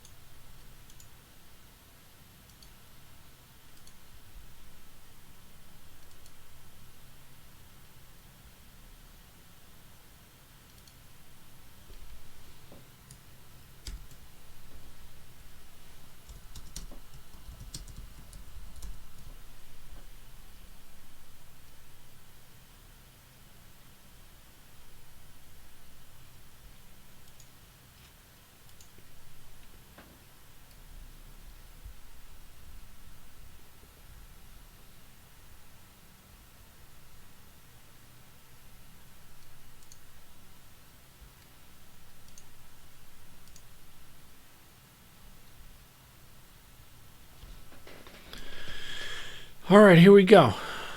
Page 37, volume 1.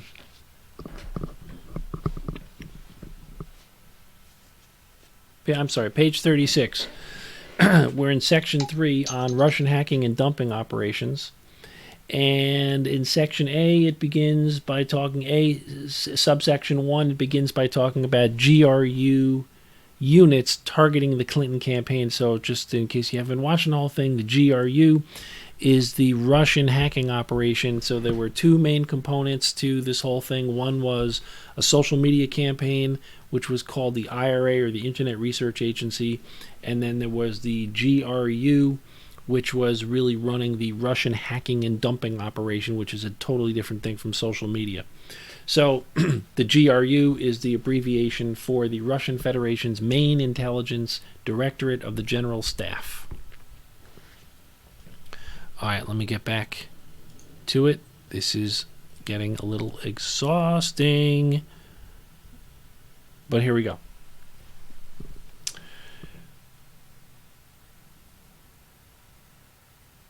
Two military units of the GRU carried out the computer intrusions into the Clinton campaign, DNC and DCCC.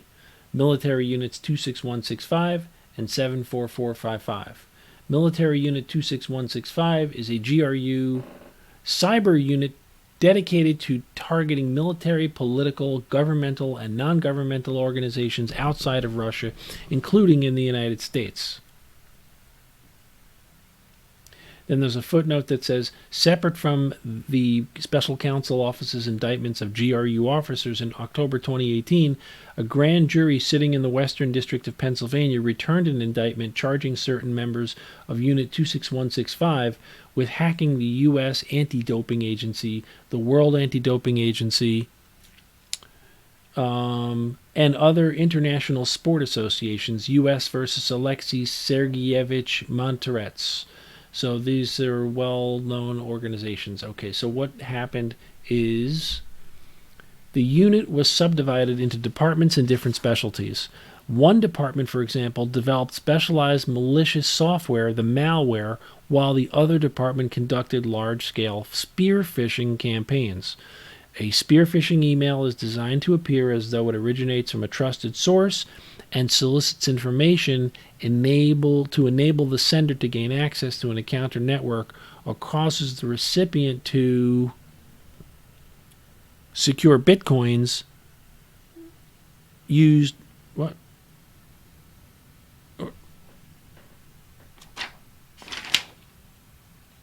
I think this footnote is cut off.